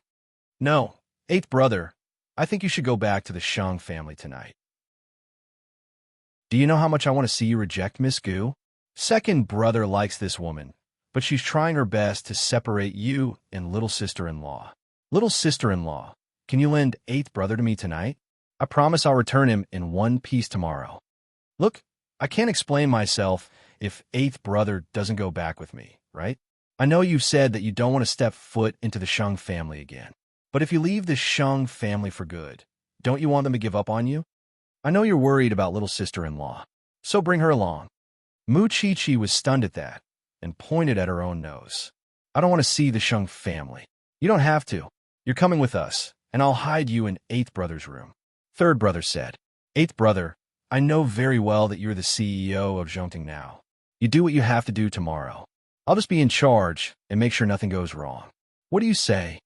The old man would never hand over his burden to anyone else if you don't sever ties with him completely. Third brother was trying to move her emotionally and rationally, his words full of temptation. What do you think, Chi'er? The man was the most cunning of them all. He would always leave the decision to her. Are you sure we'll come out unscathed? Sheng Xiao replied calmly, lowering his head to look at the watch on his wrist. Su Che has already made all the necessary arrangements, but since third brother is coming to fetch us, I'll have to bring forward the plan. Mu Chi nodded. Since that's what you want to do, just do it. In fact, I also want to see how different Miss Gu is from ordinary people. Why talk so much, then? Get in. In no time at all, old Sheng received a call from third brother. Eighth brother was already on his way back. It seemed that he had really severed ties with the Shan family. He knew it.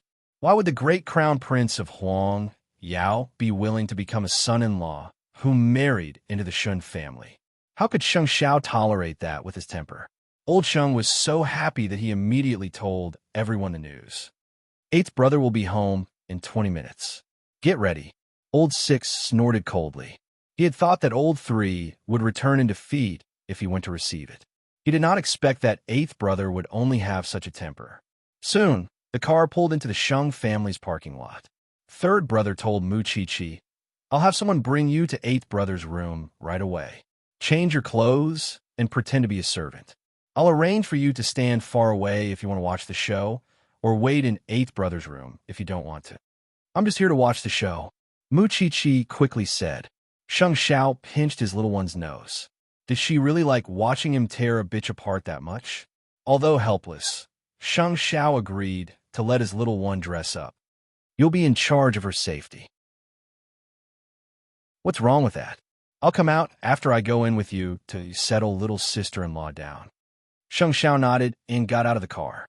Still, he found the familiar house very strange. Old Sheng wanted to use him, which was why he had pushed him to the highest position. But what about the others in the Sheng family? They looked one way in front of others and another behind the scenes. He was already tired of such a life. That was why he only wanted to create a future for his little one that no one would dare to offend. Go in. Third brother knew what Sheng Xiao was thinking, and so reminded him, this is the last time. Think of it as giving face to third brother. I won't mention your identity to anyone else. Meanwhile, old Sheng had led the Sheng family to the door to welcome them. Eighth brother, you finally know to come home. Chapter 395. But before sixth brother could say anything, Sheng Xiao strode into the Sheng family's living room as usual. Mu Chi had seen everything from inside the car and finally understood why Sheng Xiao insisted on leaving the Sheng family.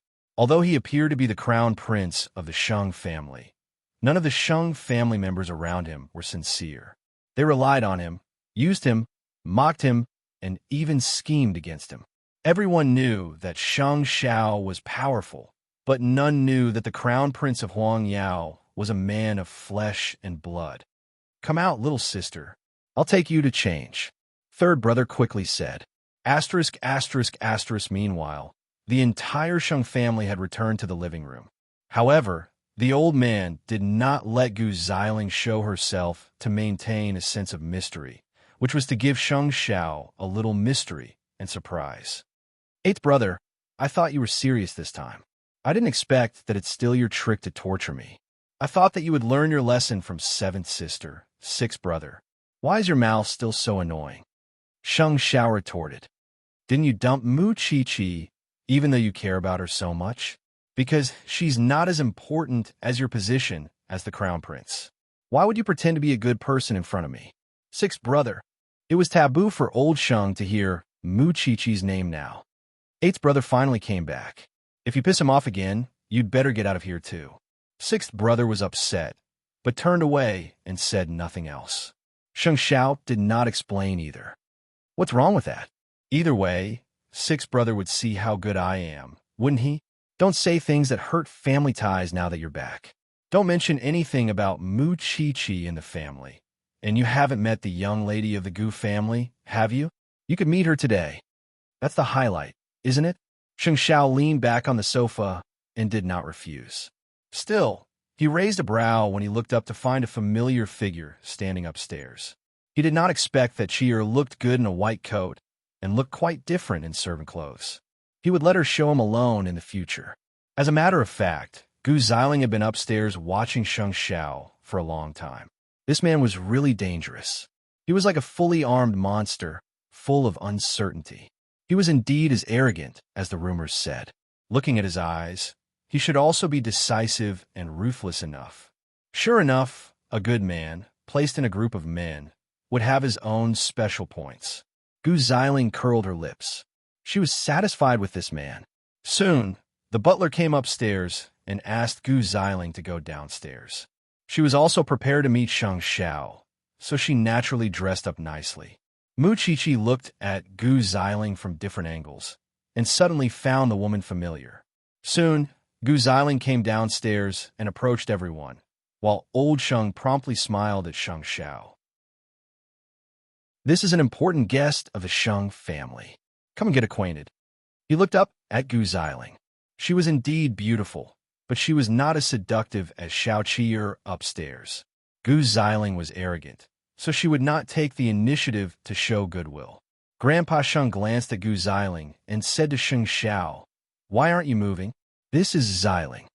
In other words, he was reminding Shang Xiao to take the initiative. Sensing the little one's gaze upstairs, Shang Xiao did not do as the old man wished. Grandfather, do you know how seventh sister offended me in the beginning? The old man's face darkened. After all, Shang Xiao was hinting that he would do something lowly like seventh sister. The night before Cher and I were about to get engaged, Sister Seven sent her friend to my room. How unfortunate to see such a scene today. Do you really think that I lack women? What nonsense are you talking about? Or is there something good in the family? For example, you're remarrying, grandfather? Well, I'll have to congratulate you. Grandpa Sheng promptly turned to Gu Xiling, only to find her telling Sheng Xiao, the crown prince must have misunderstood me. Have you forgotten your ex-boyfriend so quickly?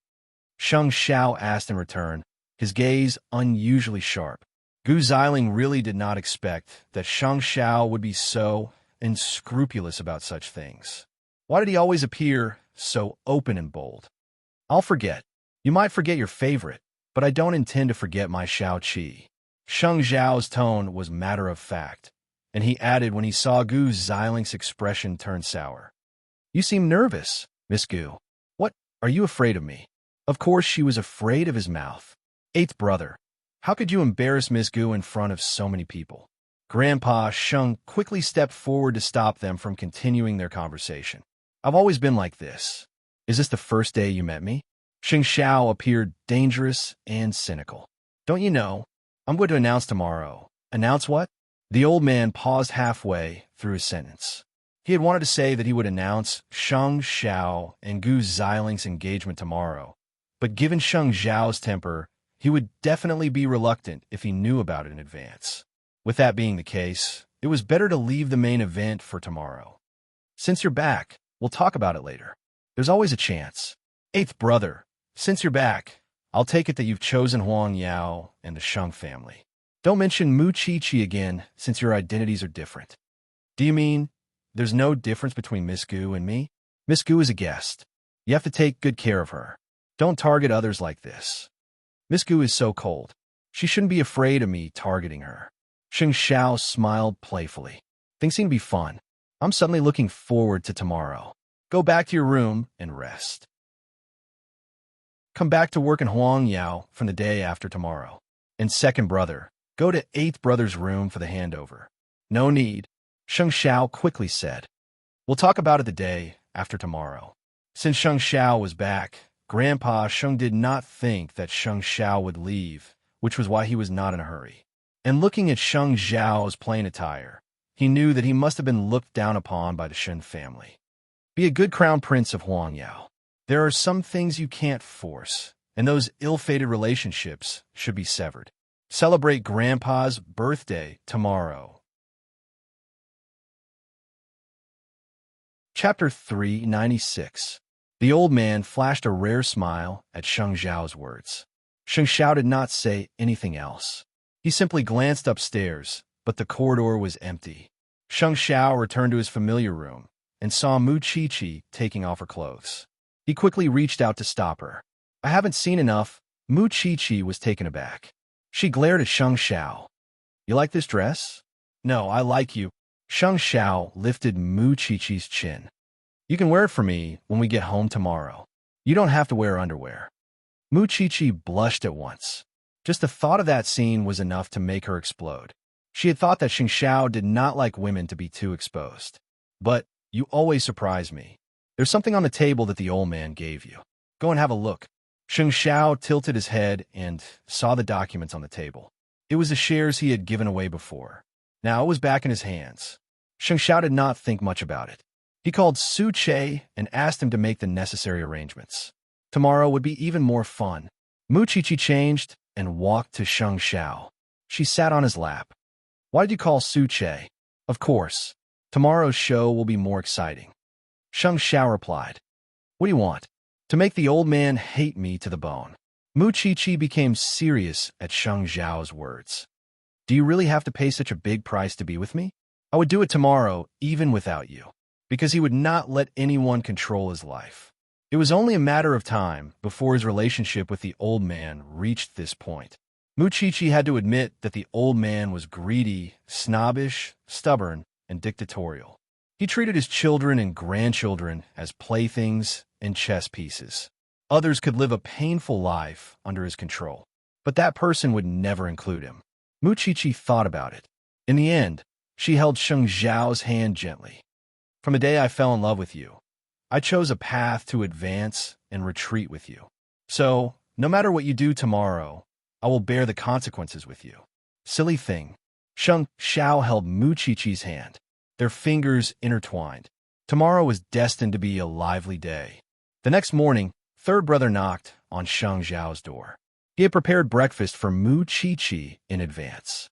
I'm afraid that my little sister-in-law won't have breakfast. How is it? Am I considerate? Third brother asked Sheng Zhao excitedly. However, Sheng Zhao could not be bothered with him. Eighth brother, today is Grandpa's big day. And you're dressed like this? He was wearing a very formal black suit and white shirt. He didn't look as flashy as he used to, and he didn't look as dangerous and cynical. Take good care of Chi later. What are you going to do today? At the moment, third brother was very curious about Sheng Zhao. Grandpa is going to introduce Miss Gu to the guests soon. Can you sit still? You just have to watch what I want to do. There's no need to say anything else. Third brother had come to test him because he was uncertain, but he did not expect Sheng Zhao to be so secretive. Even Muchichi could only watch helplessly at third brother. All right, I'll be in charge of little sister-in-law's safety later, but don't go too far. Meanwhile, the Sheng family's mansion was a scene of luxury. To celebrate his birthday well, old Sheng had second brother build a banquet hall that resembled a forest on the Sheng family's golf course. And when the guests arrived, they were all resting in the palace. Everyone from the Sheng family was dressed to the nines, with the Sheng brothers each more elegant than the last. The outside world had received word that Sheng Zhao had returned from the Shun family. It appeared that the crown prince had come to his senses and left the embrace of a beauty to regain his authority in Huangyao. As expected, men have always loved power. I see that the young masters of the Sheng family are here, but the crown prince is nowhere to be seen. I wonder if the rumors are true. It's true. Third brother came to the Shun family to fetch the crown prince last night, and the news that the Shun family could not keep the crown prince is spreading like wildfire. If that's really the case, and the crown prince has broken up with the young lady of the Shun family, who would want to be with the young lady of the Shun family after what happened between them? Well, the crown prince already has a ready-made Miss Gu. Isn't he? He was madly in love with her yesterday, and now he's someone else's fiancée. If I were a Shun, I would never forgive the Sheng family. Right now, the hottest topic among the guests was the matter between Sheng Zhao and Muchichi. It had been an entire morning, but Sheng Zhao was nowhere to be seen. What game was the crown prince playing? A moment later, Gu Xiling, who was dressed to the nines, walked into the crowd. She was wearing a long red dress, like a red rose blooming in a green fairyland, so flirtatious, so dazzling. This was probably the legendary fairy-like beauty with fair skin, like a fairy. Old Sheng was wearing a white suit and a red bow tie, and it appeared that he was deliberately accommodating Gu Xiling's outfit. In fact, it was to tell the guests how much he valued Gu Xiling. As the old man weaved among the guests, chatting casually with them, it was then that Sheng Zhao appeared before them in a black suit. Old Sheng frowned when he saw that his grandson was still wearing yesterday's clothes. Although it did not hurt Sheng Zhao's impressive figure and aura, he had the feeling that Sheng Zhao was not such a low-key person before. Could it be that he had learned this much during his time at the Shun family? Look, the crown prince is coming out. So he really broke up with Muchichi and returned to the Sheng family. What a shame. I thought he was different from other men, but he's actually a real scumbag. Pretending not to hear those comments, old Sheng walked up to Sheng Zhao and told him, "Introduce Xiling to the guests." "I don't have time." Sheng Zhao stood among the crowd, but he was not looking for Gu Xiling. Instead, he was looking for Muchichi. It was a grievance to have a little thing pretend to be a servant. "Where's Xiling? What are you looking for?" Sheng Xiao ignored Grandpa Sheng's words and headed straight in another direction. Grandpa Sheng's expression was a little ugly. He thought to himself that he should announce this matter as soon as possible. Chapter 397. Seizing that moment, Sheng Xiao saw Su Che at the back of the crowd. Third brother had brought him in. "Chief Sheng, everything is ready." Su Che whispered into Sheng Xiao's ear when he saw him. "Take care of Qi Er's safety," Sheng Xiao told Su Che. "Understood." Su Che quickly found Mu Qiqi's position when he received the message and went to protect his wife. Meanwhile, Mu Qiqi had found the best spot to watch. She wanted to know how Sheng Xiao would sever all ties with the Sheng family today. Still, deep in her heart, she did not want Sheng Xiao to have no family at all. Still, when she thought about it, it would be better if he did not have any family.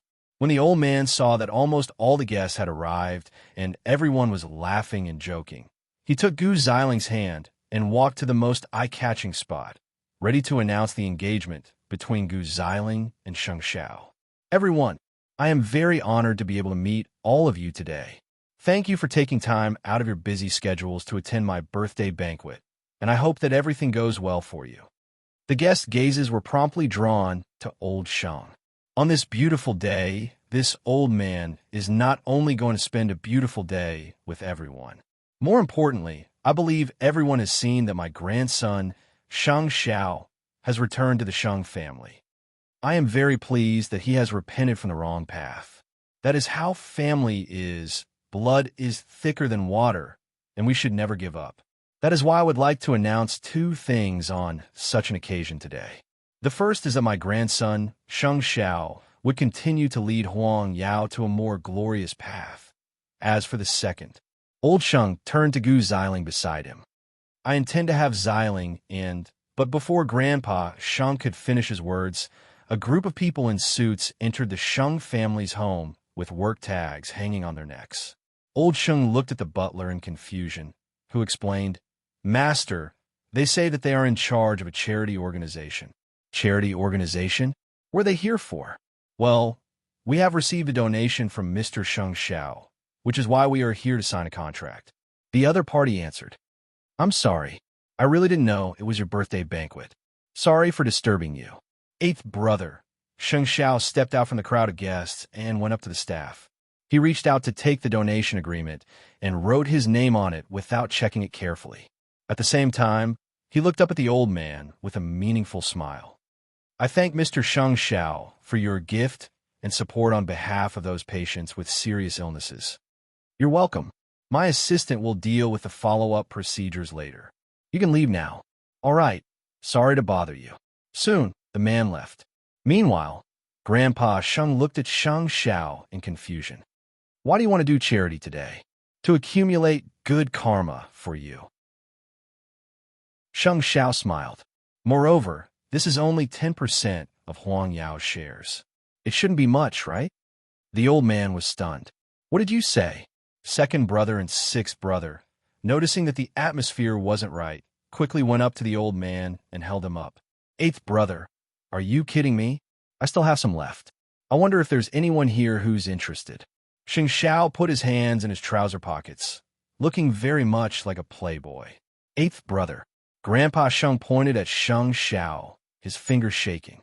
"Are you satisfied with pissing me off? Since you've returned my shares, what's wrong with me selling them?" Sheng Xiao asked in return. "Or are you saying that you didn't really intend to give them to me in the first place?" Everyone was suddenly puzzled at the scene before them. What was Sheng Xiao trying to do? After all, he had just donated 10% of Huang Yao's shares. What did that mean? Did he not intend to return to the Sheng family at all? "You gave me shares, and I donated mine. Is that wrong? Are you trying to take revenge on the Sheng family?" Eighth brother, Grandpa has been so good to you, arranging everything for you. Do you understand now? Sheng Xiao asked second brother in return. "Just because all of you enjoy his kindness doesn't mean I'm a masochist who likes a life arranged for me. By the way, wasn't the old man about to announce something important just now? You can say it now." Grandpa Sheng was shaking all over. Would he dare to hand Gu Ziling over to Sheng Xiao now? Eighth brother, Don't you know that you're completely disappointing me like this? I never knew that you had a heart. Xing Xiao replied, almost coldly. Well, since it's your birthday today, we should make our guests happy. Why don't we play a game together? Any guest who can challenge me would get 1% of Huang Yao's shares. Xing Xiao, Grandpa Sheng yelled angrily. Would you rather be the Shun family's watchdog than the Sheng family? It seems that you really want to lose everything. Don't forget that your surname is Sheng, and that the Sheng family has given you all wealth and status. Aren't you afraid of being struck by lightning for treating your grandfather like this today? No wonder you said you weren't in a hurry when you were asked to take over second brother's files, but you never intended to return to Huang Yao in the first place, did you? Is the Shun family so good that you would stick to them like a dog? Don't you know that I was about to get you engaged to Miss Gu and leave the best for you? But what about you? Are you even human? Weren't you the one who asked me to return to the Shung family? Since you want me to return, you should deal with things my way. What's wrong with me giving you my shares? I wouldn't refuse if you want me to return to Huang Yao, but I never said that I would lead Huang Yao in a good direction. You think that the Shung family created me and gave me power and wealth? I'm standing here today, and you can take my life any time you want. Isn't that what you want? That's the fun you get when you control me. Grandpa Shung's face was flushed with rage, and his breathing was ragged. The guests present were really afraid that the old man would collapse if he took things too hard.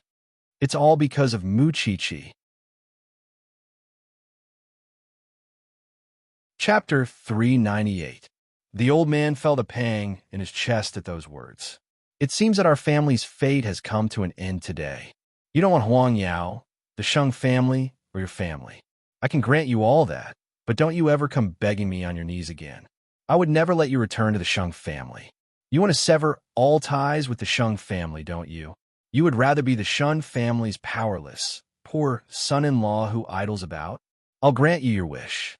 Everyone here has seen that it was Sheng Xiao who gave up everything he had today, disdaining to be a scion of the Shung family. I won't force him. From this day forth, Sheng Xiao's name is officially removed from the Shung family. He would no longer have a place in Huang Yao, and my inheritance would have nothing to do with him. The Shung family should just assume that he is dead, and that would be neat and tidy. As for the person in charge of Huang Yao, I will now officially hand it over to my second grandson, Sheng Kai, and have him get engaged to Miss Gu as soon as possible. Even if you don't care for it, someone else would.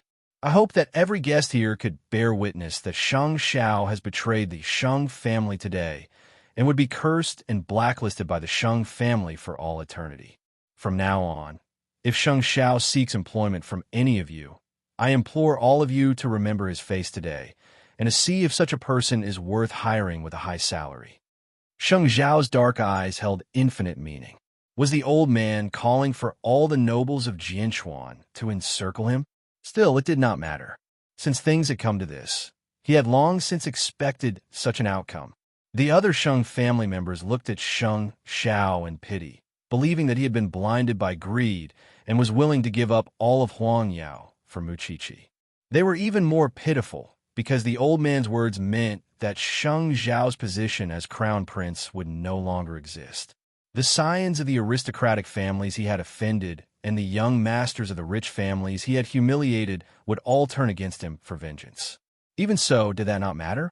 Third brother was the only one who stared impassively at Sheng Xiao. Of course, there was still some mockery hidden in his heart. These people were probably thinking of finding a chance in the future to step on eighth brother's feet. Since you have nothing to do with the Sheng family, please get out of my house. I don't want to see your face for the rest of my life. As for your room, I'll keep my dog there. All the guests present were shocked. Sheng Xiao had been invincible in Jianchuan for so many years and had never been afraid of anyone. But now, there would come a day when he would be humiliated. In the future, when I see him, I finally won't have to take a detour. No, it would be more accurate to say an eye for an eye, an eye for an eye. Then I can only wish the Sheng family good luck. With that, Sheng Xiao turned to look at Mu Chi-Chi and Su Che in the crowd, gesturing for them to retreat. That was when Gu Xiling suddenly told old Sheng, Grandpa Sheng, I think I need to think about my engagement with second young master. The guests were shocked when they heard that. It was obvious that Miss Gu did not like second young master. Second brother's face darkened at that. Of course. You must have been shocked that I didn't tell you in advance. It's fine. You can tell me in person when you two have feelings for each other. That will be better. Old Sheng immediately smoothed things over. But this has nothing to do with Sheng Xiao. But, Xiling, you must understand that he has come this far for Mu Chi. He would never turn back for you. Miss Gu, I have nothing now. Even so, I would never choose to be with you. Don't have any expectations for me, or you would end up like your predecessor. Gu Xiling had seen how Shang Xiao behaved in front of the guests today. His courage to defy his elders moved her. Although she knew that Shang Xiao did not like her, he gave her an unusual sense of security. Get lost, Shang Xiao, get lost. The once glorious crown prince has finally become a pauper. Let us congratulate second young master. The guests all raised their glasses to celebrate Shang Kai as the new crown prince of Huangyao. As for Miss Gu, she would probably become Shang Kai's bride in the near future. Would she? Sheng Xiao stepped out of the crowd amid sighs, while Su Che went to greet him. Chief Sheng, should we? No need. Sheng Xiao stopped Su Che. He knew that Su Che was loyal to his master and did not want him to be humiliated. Even so, Sheng Xiao believed that this was just the beginning, and the real show was yet to come. These people are hot-headed. They might come after you. No one could hurt me, even if I'm not in charge of Zhongting now, of course. It's even better with Zhongting. Come, let's go home with Xiaoqi. The old man still had other tricks up his sleeve, but that had nothing to do with him. Either way, every major news outlet was talking about it. He had left Sheng Xiao in such a high-profile manner so that the old man would have no way back. Soon, third brother led Mu Chi out of the Sheng residence. Mu Chi threw herself into Sheng Zhao's arms when she saw him. Why would you put up with all this for me? Sheng Xiao smiled and pinched Mu Chi's chin. Don't flatter yourself. I'm doing it for myself. As you wish. From now on, you're a pauper that everyone in Jinchuan hates. Third brother rolled his eyes. Do you have to ruin your reputation like that? If I'm going to put an end to it, of course I have to be thorough. Are we still brothers? Eighth brother, if you're willing to come to me, I don't mind a glass of red wine. With that, Sheng Xiao turned and led Mu Chi into a black car. Meanwhile, third brother couldn't help sighing as he watched them leave. Eighth brother was finally free, even if it came at a steep price. At the banquet, the guests appeared unusually excited. They finally had the chance to get back at him for all the bullying they had suffered over the years. But what they did not know was that they were about to see an even harsher and less merciful eighth Master Sheng, the military entrepreneur who would make you regret it for the rest of your life the moment you offended him. Second brother, from now on, you and third brother would shoulder the heavy responsibility of building Huangyao. I won't compare you to eighth brother, because he's dead in my heart. Chapter 399. Grandfather, have you really let go of eighth brother? I only have hatred for him.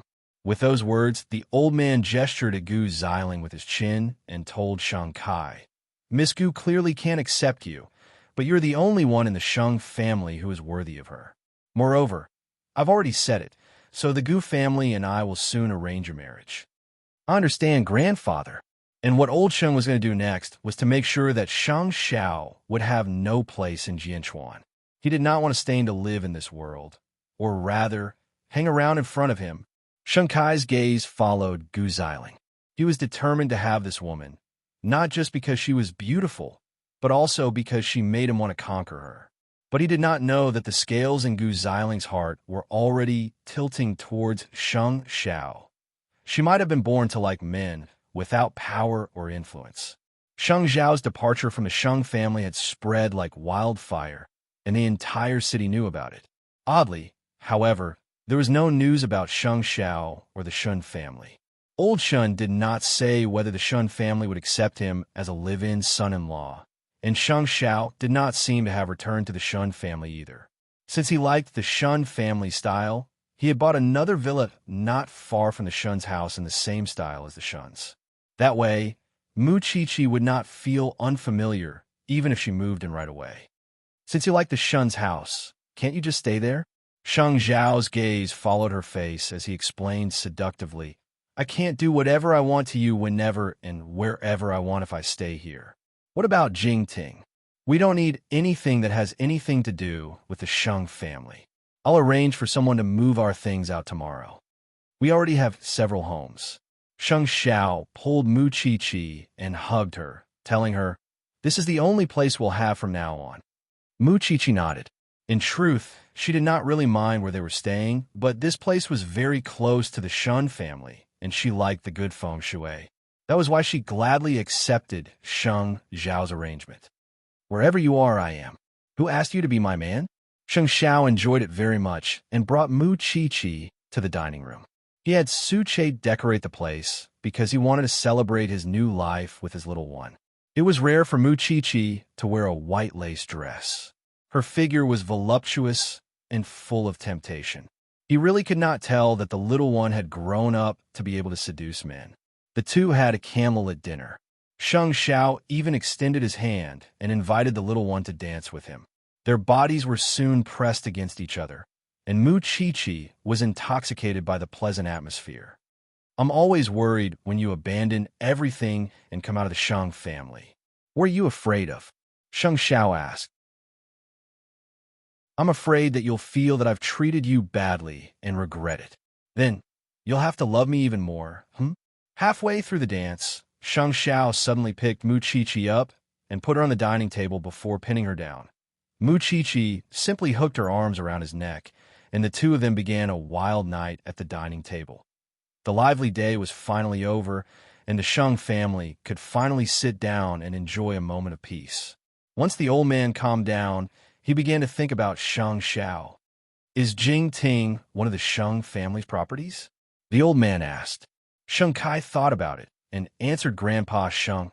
It's eldest aunt who bought it. I think I'll have to ask her. What right does she have to be your eldest aunt after giving birth to a traitor? I'll divorce your uncle as soon as possible. Everyone was stunned at the old man's words. Grandfather, this has nothing to do with eldest aunt, right? Third brother was caught between laughter and tears. She gave birth to our son, and it's her fault for not teaching him well. It's perfectly justifiable for me to kick her out. Second brother and third brother shared a look, feeling that the old man's attitude was a little extreme. Second brother, go and find out who owns Jingting, and if it was bought with the Sheng family's money. If it is, I'll take it back myself. Was the old man trying to kill them all? Grandfather, you've seen how much eldest aunt has contributed to the Sheng family over the years. Moreover, it's never a good thing to break up a family for no reason.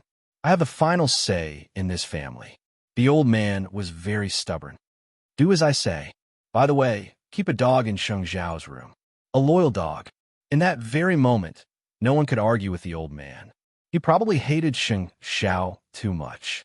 Hence, Sheng Kai could only obey and call Mama Sheng, who was overseas. Still, he could not bear the thought of the old man chasing eldest aunt away. Even so, Sheng Xiao had made a huge mess, and no one could clean up the mess now. What is it, Sheng Kai? Eldest aunt, well, I want to know if the property in Jingting is under your name or eighth brother's. What? Mama Sheng asked sarcastically. My son has left the Sheng family, and now my assets are being liquidated? Eldest aunt grandfather might really be hurt. When has he not hurt our hearts? Mama Sheng answered second brother after she was done mocking him. I'm paying for this gift for my son and daughter-in-law. It has nothing to do with the Sheng family. It's for my dowry. Second brother told the old man truthfully, but the old man had the same look on his face after he heard it. Her assets? How could she buy Jingting with what she brought from her maiden home? And even if she bought it with her own money, does her money not come from the Sheng family? The son is really as shameless as the mother. I'll bring some men with me tomorrow to take back Jingting. I wouldn't let those traitors have it, even if I have to give it to beggars. Second brother said nothing. Perhaps it was a good thing to let his grandfather vent a little. That was why he did not try to dissuade the old man. Even if the old man did not take it back, Sheng Xiao had no intention of staying at Jingting. If he wanted to cut ties with the Sheng family cleanly, there must not be anything related to the Sheng family. Even so, he could not let old Sheng take Jing Ting away for nothing. It was his mother's. Did the old man want it? Not a chance. Asterisk, asterisk, asterisk. Next morning, Mama Sheng called Sheng Xiao and asked him personally, "Are you still staying at Jing Ting? What is it? I heard that the old man is going to visit personally today to take back Jing Ting. I've already had my lawyer handle it, and you should keep it in mind." Mom, I'm sorry for troubling you. Chapter 400. He even wants me to divorce your father. Mama Sheng laughed. But you don't have to worry about it. I'll take care of Mom and Dad. Mom, just bear with it for a while. You'll have more glory than the Sheng family in the future. Of course I know that. I never doubted my son's ability. Mu Chi-Chi was sitting on the bed, feeling helpless and guilty when she heard their conversation. Just because you left the Sheng family, I'm being chased out of the Sheng family? The old man really knows how to vent his anger on others. Still, I'm not surprised. It's something the old man would do. What do you plan to do in Jing Ting today? Su Che will handle it. Sheng Xiao turned to Mu Chi-Chi. It's obvious that the old man wants to take revenge on you. Li Tianlan said.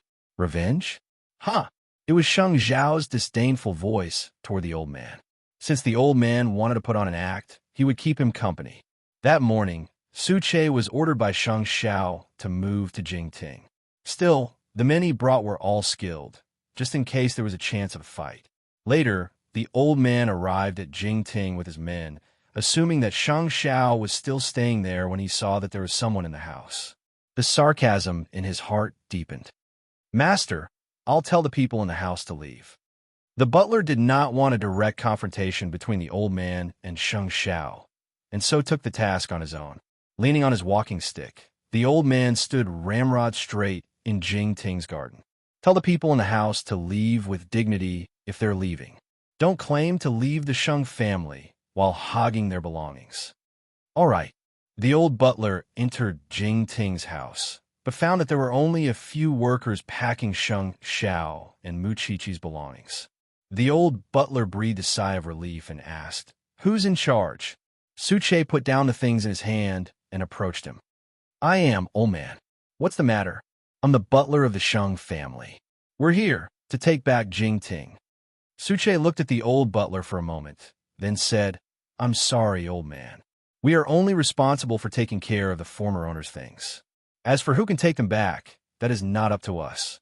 Therefore, we will return the keys and other items to the owner of the property."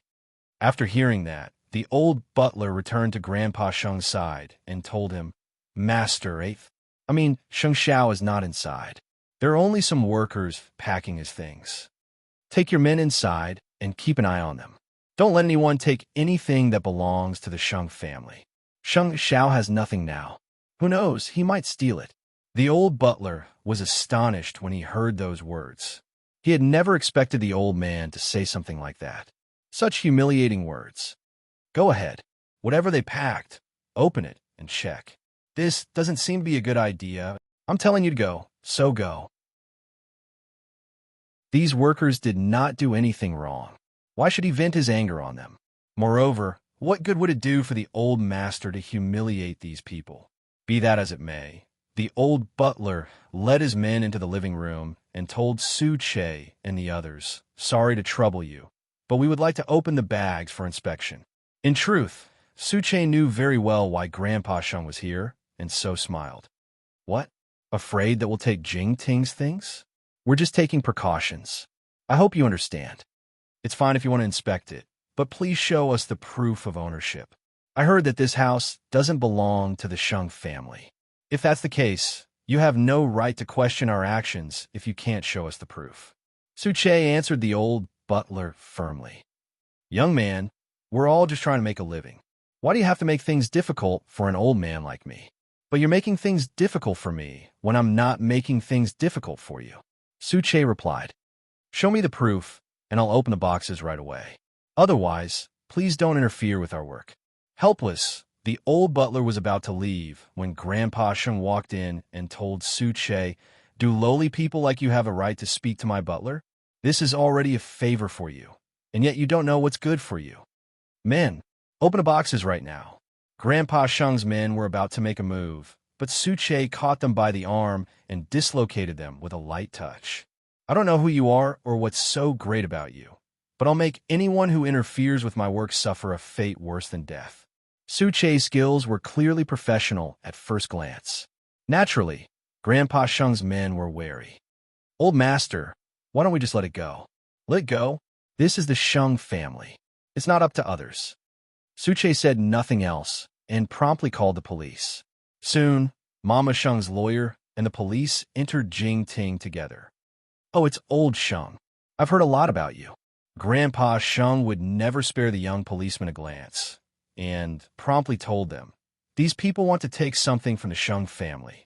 That's why I've asked them to open the boxes for inspection, but they refused. You police see what to do. The policeman and the lawyer looked at each other, just as the lawyer and Suche looked at each other. Then, the lawyer took out his credentials and told the old man, I've been asked by my client, Fong Qin, to handle the matter at Jingting.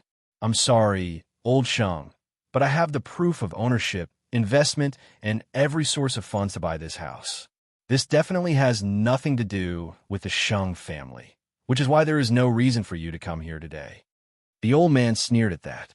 How could Fong Qin get so much money from her maiden family? Doesn't that money belong to the Shung family too?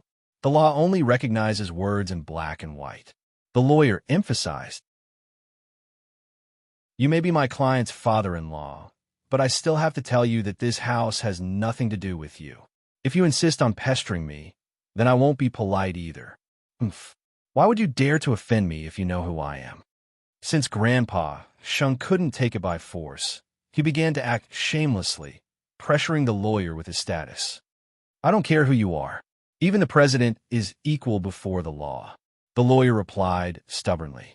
By the way, Mr. Su, my client has said that you can take whatever you like from the house. That's not necessary. My client has also said that even if this house has nothing to do with the Shung family, he would be disgusted if the Shung family set their eyes on it. That's why he doesn't need a single needle or thread inside. Chapter 401. The old man was furious, but there was nothing he could do. Now, he finally understood why Shung Xiao had so many rebellious thoughts. It was all because of his mother. That woman must be chased out of the Shung family as soon as possible. Old Master Shung had personally made a trip to Jingting, but returned empty-handed. He was being unreasonable in the first place, because he stubbornly believed that the money Mama Shung spent after marrying into the Shung family was rightfully the Shung family's money. And since it was the Shung family's money, he certainly would not let those ingrates benefit from it. Everyone in the Shung family could sense that the old man's temperament had changed after being provoked yesterday. It was as if he would take a bite out of Shung Xiao wherever he went. Afraid that the old man's body could not take it, second brother told the old man, Grandfather, eighth brother has nothing now. I've spoken to our business partners, and they would not be polite or merciful if they see Shung Xiao. Why bother with him yourself? I don't want to let the ingrate's matter rest just like that. He must pay the price for betraying the Shung family. Grandfather, you don't have to say anything else. Just your job. The Gu family would come for dinner tonight to discuss your marriage with Xiling. However, judging from Gu Xiling's expression, it was obvious that she was unwilling. Grandfather, Miss Gu doesn't seem that willing. I've already said what I've said. It's not up to her whether she wants to or not. The old man became even more forceful. I've already spoken to the Gu family. She would definitely marry into the Shung family, and you're the best candidate.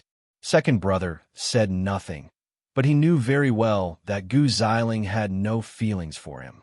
Make things difficult for Shung Xiao when you see him in the future.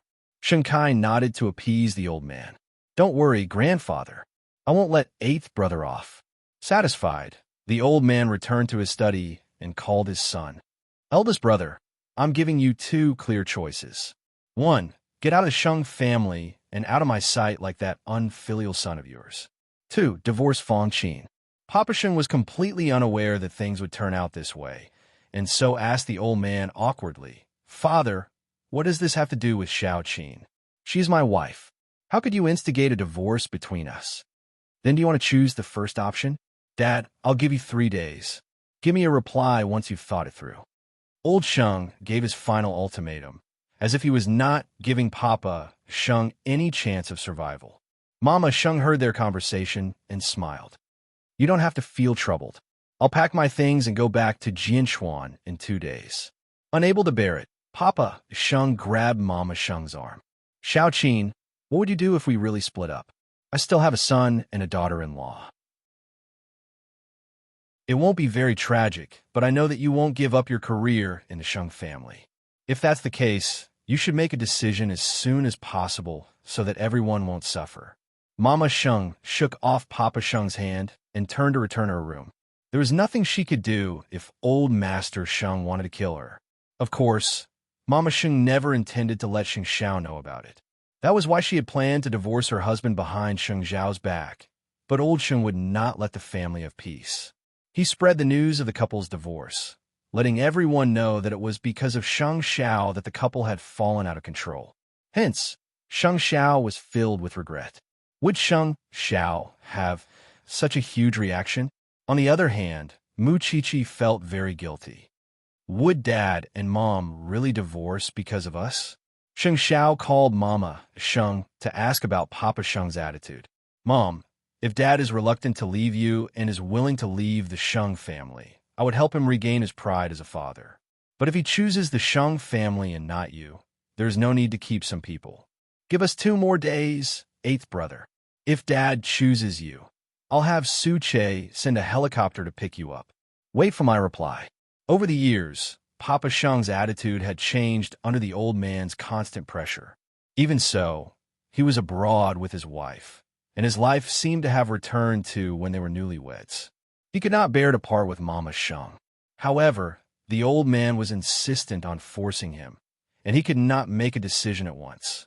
Mama Sheng was waiting for his final answer. In truth, he knew very well that Sheng Xiao had betrayed the Sheng family. He would not be treated well by the old man, even if he returned to Jianchuan. Still, he would have a hard time giving up his luxurious life, even if it was someone else. Soon, 3 days passed, and old Sheng's call came as promised. Have you thought it through? Dad, why must you force me? You can only blame yourself for giving birth to a good son. Old Sheng said, if you don't divorce that woman, I would feel terrible just looking at her. Even if she had taken care of you for years in the Sheng family, wouldn't you remember old ties? Old ties? Your son didn't say anything about old ties when he abandoned the Sheng family. That's all you're good for. You can't even make up your mind after 3 days. If that's the case, I'll take it that you've chosen the Sheng family. When you come back, bring me the divorce agreement between you and that woman. Papa Sheng felt terrible, especially when he saw Mama Sheng carrying her suitcase and getting into the car when he answered the call. He panicked at once. That was why he quickly hung up on old Sheng and chased after her without thinking. Mama Sheng ran all the way to the airport, with Papa Sheng chasing after her. There were some things that people only realized how important they were in critical moments. Therefore, when Mama Sheng got out of the car, Papa Sheng caught up to her and grabbed her arm. Xiao Qin. Mama Sheng turned to look at Papa Sheng and paused. You don't have to send me off. I'm not here to send you off. I won't sign the divorce papers either. Papa Sheng answered seriously. I've been a coward in the Sheng family for so many years, and I've always treated Dad's words like an imperial edict. I know that Sheng Xiao's matter has angered him, but I really didn't expect that he would ask me to leave my wife. Mama Sheng's eyes reddened at that. But you'll lose everything if you choose me. It's fine. I'm never valued in the Sheng family anyway. Papa Sheng hugged his wife. I'm sorry, Xiao Qin. I've let you and Sheng Xiao bear a lot of responsibility and torture because I wasn't valued all these years. I know that you've left the country because you can't let go of me. Otherwise, you would have left with Sheng Xiao. Chapter 402. Why would Papa Sheng become like that? It was because Mama Sheng knew that the young man had been full of vigor when she first met him, but he had to act mature and capable because he was the eldest son of a Sheng family. Even so, he was not suited for that role. He had been trying to gain affirmation from the old man over the years, but he had never been pleased. That was why he felt less and less secure. Mama Sheng had seen it all with her own eyes. Is it okay to have nothing if you don't divorce me? It doesn't matter. We could be an ordinary couple as long as I'm with you. We're already so old, and I really don't want to fight anymore. Mama Sheng burst into tears at those words and thumped Papa Sheng's chest. Why did you only come around now? I almost left. I'm sorry, Xiaoqin. I'll make it clear to Dad when we get home that I won't sign the divorce papers. Mama Sheng nodded and allowed Papa Sheng to wipe her tears. We'll be together from now on. Yes, and that troublemaker, Sheng Xiao too, but I have to get my passport first. Mama Sheng smiled, but called Sheng Xiao right in front of Papa Sheng. Send someone to get me and your father. Papa Sheng did not know what trick Mama Sheng was playing. He only reacted when the helicopter stopped in front of them. Did Sheng Xiao send this? Yes. Otherwise, do you really think that your son would go begging on the streets after leaving the Sheng family? Mama Sheng smiled. Old Sheng, listen to your son when you get back to Jianchuan. He told me that he would help you regain your pride as a father if you choose me. There was a flash of surprise in Papa Sheng's eyes. Sheng Xiao should be in a bad situation in Jianchuan right now. Perhaps Sheng Xiao was trying to give him the only shred of dignity he had as a father. Still, he really did not care. He could endure an ordinary life since he had chosen this mother and son. Be that as it may, he was left stunned when he arrived at Jianchuan and found Sheng Xiao leading a group of his subordinates. Son, Mama Sheng promptly lunged at him. Papa Sheng did a double take and only reacted after a long time. Eighth brother, what's going on? Get in the car. You'll understand in a while. Sheng Xiao had Suche arrange for his parents to get in the car and brought them to Zhongting. When the employee at the door saw Sheng Xiao, he greeted him respectfully, Chief Sheng. Papa Sheng followed, and soon arrived at Sheng Xiao's office on the 54th floor. Seeing that the office was even more spacious than Huang Yao's, he finally understood. When did you start your own business? It's been a while. I founded Zhongteng with my father-in-law, a military enterprise. Papa Sheng stood in front of the French window and looked out at all of Jianchuan, his heart boiling. So, this is a company that truly belongs to our family. Dad, you chose Mom, which means that you have family and love in your heart. As your son, of course, I hope that the two of you can be safe and happy. So, if you're willing, the doors of Zhongting are open for you. Papa Sheng felt his eyes brimming with tears at that. Here, he did not have to endure Grandpa Sheng's disdain, nor did he have to think about who he was working so hard for. Good. You really are my son. You're really promising. I know that you studied industrial design overseas, Dad. That's why I need a senior engineer. Papa Sheng laughed and cried at that. You knew that I'm not cut out for management, didn't you? Then he nodded. I just don't know if my old bones could do it. Of course. Sheng Xiao smiled. It was the first time father and son had such a calm conversation. Of course, Papa Sheng could feel that Sheng Xiao had clearly matured. His brashness was gone, and he could be mature and steady now. This is my own business, and I would definitely do my best. Don't worry, your father would definitely become the best industrial designer in Jianchuan for you to see. Still, Dad, Huang Yao is suppressing us right now. That's why we shouldn't expose our identities. When the time is right, the Sheng family would know everything. Let the old man think that I'm poor now. That way, he wouldn't pay attention to us. Papa Sheng looked at Mama Sheng and nodded. I promised your mother that I would listen to everything you say. But after we leave the Sheng family, your mother and I, we're staying at Jingting. Mama Sheng said, it's my property. No one has the right to say anything. Then let's have a good lunch. I'll bring you to the Sheng family at night to make things clear with the old man.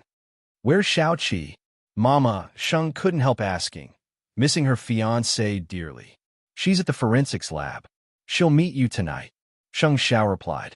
Meanwhile, Papa Sheng was touring around Zhongting because he really couldn't believe that he could find his true place in his old age. There's going to be a good show at the Sheng family in the afternoon. Mama Sheng rarely saw her husband like that.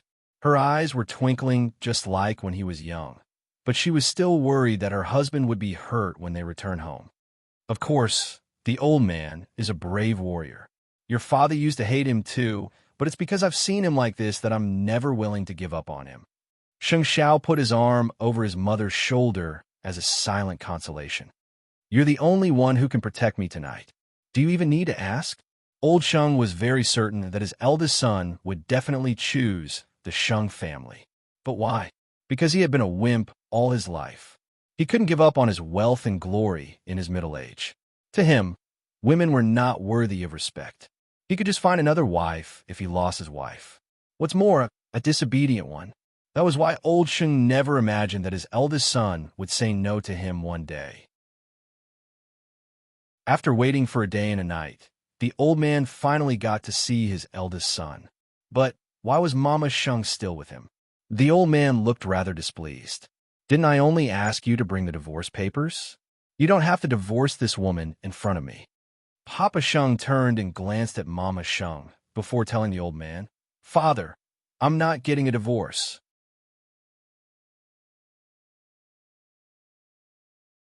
Chapter 4:03.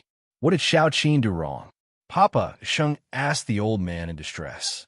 You know very well what she did wrong. She gave birth to a bastard like Sheng Xiao and turned the Sheng family upside down. Do you think the Sheng family would tolerate her? Ever since Sheng Zhao's provocation at the birthday party, old Sheng had become even sharper and more unreasonable toward his own family. And because Mama Sheng had given birth to Sheng Xiao, the old man took his anger out on her. Seeing that Papa Sheng was not moving, the old man rose from his chair and looked at his son. I know you're used to being indecisive and don't know how to make a decision. How about this? I'll let you stay in the Sheng family if you chase this woman out with your own hands. With Papa Sheng's temper in the past, he would have dug out his heart to show the old man how much he had contributed to the Sheng family. You still can't do it. No. Papa Sheng suddenly looked up at the old man. I'm just thinking what kind of father would divorce his daughter-in-law.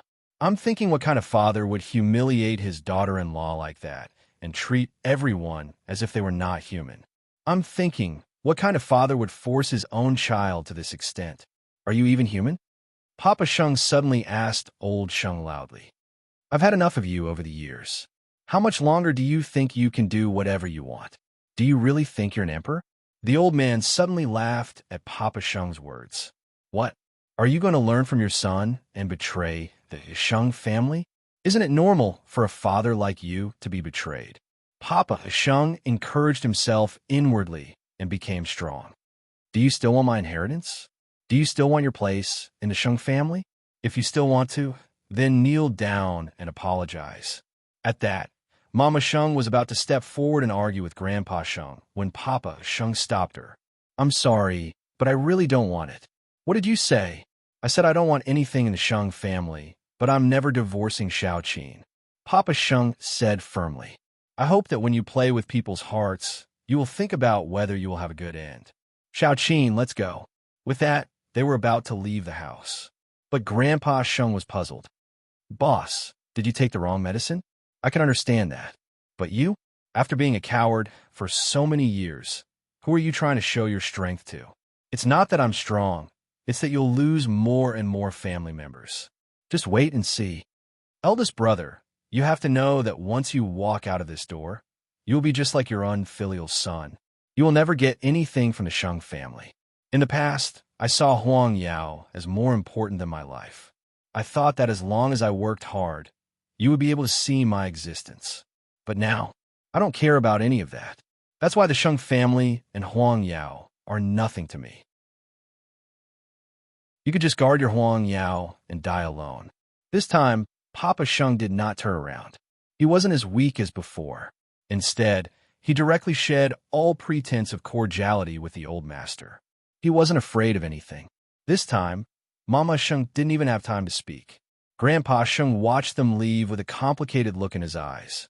Even eldest brother, who had always been the most obedient, was bewitched by others and left his side. Get lost. I'll make you all regret betraying me sooner or later.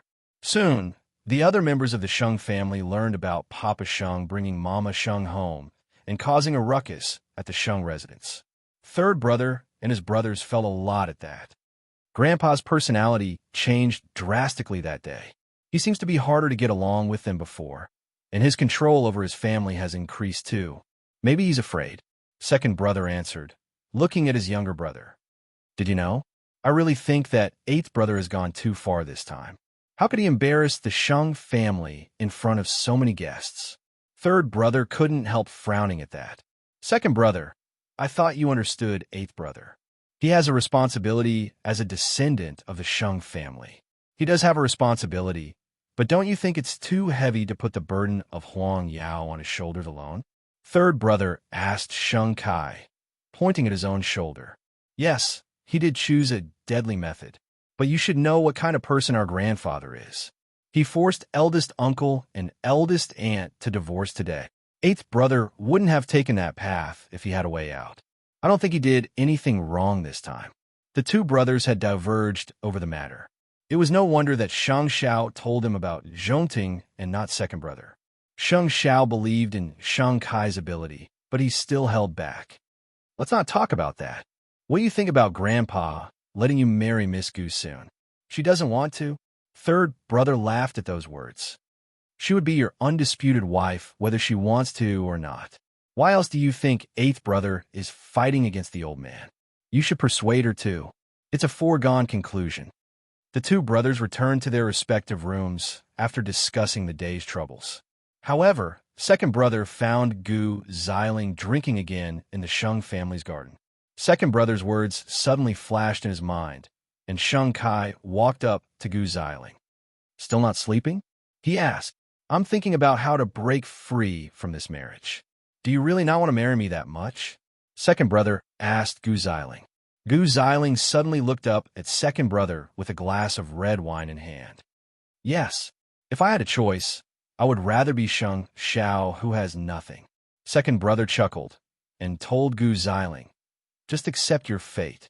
You will be my fiancé whether you want to or not.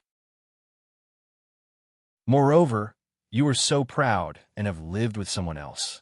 I haven't despised your birth, so what right do you have to pick on me? Gu Xiling's body stiffened abruptly. If you marry me, it means I can't find the girl I like. Why do you have to look like I'm holding you back? Don't you know who's holding him back? Gu Xiling opened her mouth, wanting to retort, but she could not say a word. Sleep early if there's nothing else. Instead of thinking about unrealistic things, it's better to be prepared to marry into the Sheng family. Moreover, even if you would rather choose Sheng Xiao, who has nothing, he would rather have nothing than to have you.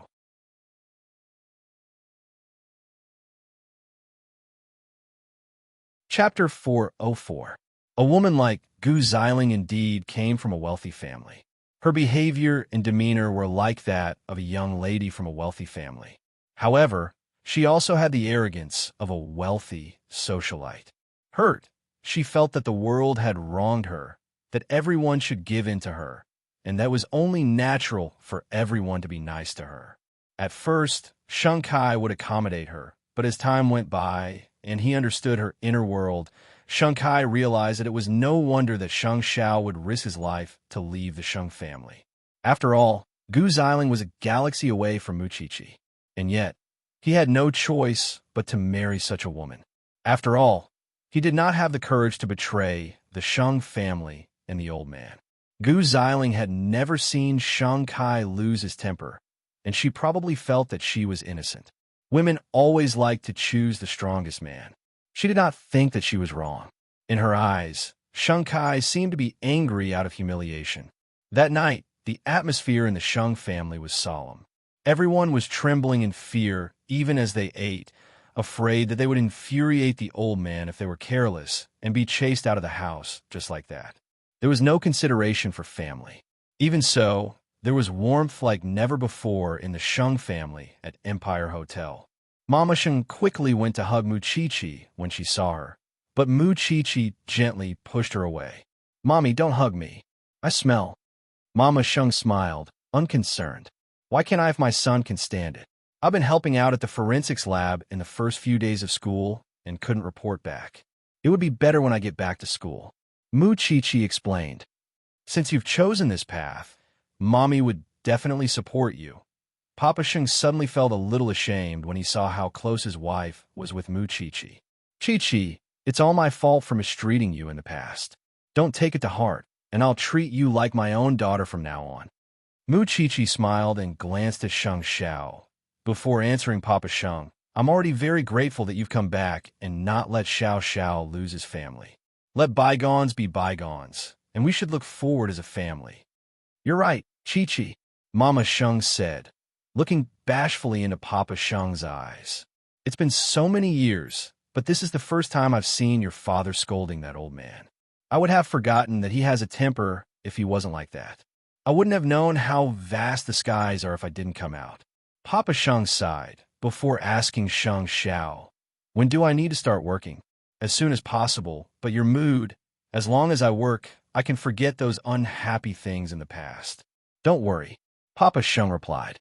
Let me prove my worth. One day, I'll tell that old man that I could make a name for myself even without the Sheng family. Mama Sheng smiled from the bottom of her after finally seeing her old self. Mu Chi-Chi breathed a sigh of relief when she saw how happy her parents were. Everything, Sheng Mu Papa Dad. After a while, the two elders went to the washroom together, while Sheng Xiao put his arm around Mu Chi-Chi's neck. Who told you to wear a white coat? What's wrong with me? Mu Chi-Chi was confused. You don't know what's wrong with you? Sheng Xiao asked in return.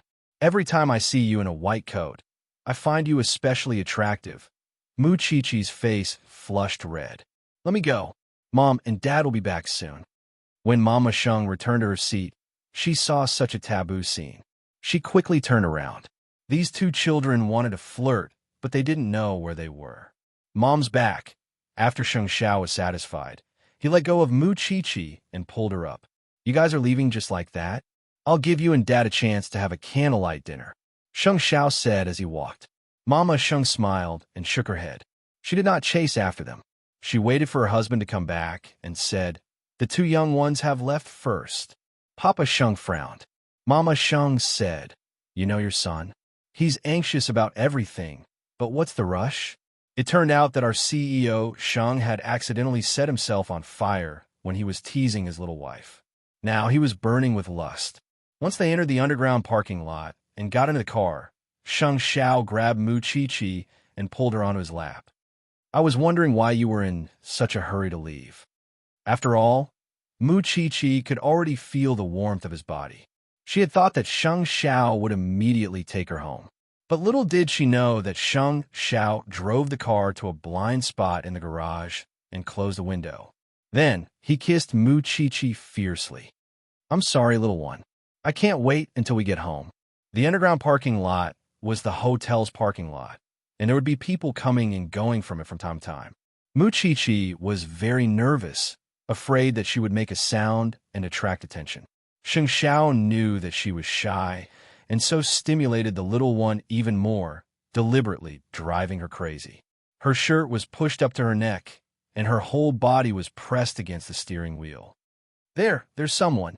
There was no need to mention how exciting that position was. Mu Chi-Chi almost went crazy. In the corner, the two were entangled in extreme pleasure. It was only after 2 hours that Mu Chi-Chi weakly fell into Sheng Xiao's arms. Even so, the scent of their pleasure lingered in the car. Xiao Xiao, I can't. I'm so tired. Smiling, Sheng Xiao fastened the seatbelt for her and quickly led her home. By the time they reached home, Mu Chi-Chi had already fallen asleep. But subconsciously, she knew who was hugging her. So, she smiled sweetly at the person who was hugging her. Sheng Xiao's heart melted at the sight. What are you smiling about? Silly thing. It's good that you didn't lose your parents. Sheng Xiao abruptly stopped in his tracks at those words. In this world, only that idiot would wholeheartedly think for him and do everything for him. Now that everyone he cared about had left the Sheng family, it meant that no one could stop Zhongting's development from now on. Even so, he did not know that his wish to fulfill Second Brother's wish was precisely planting a seed of disaster in Second Brother's heart.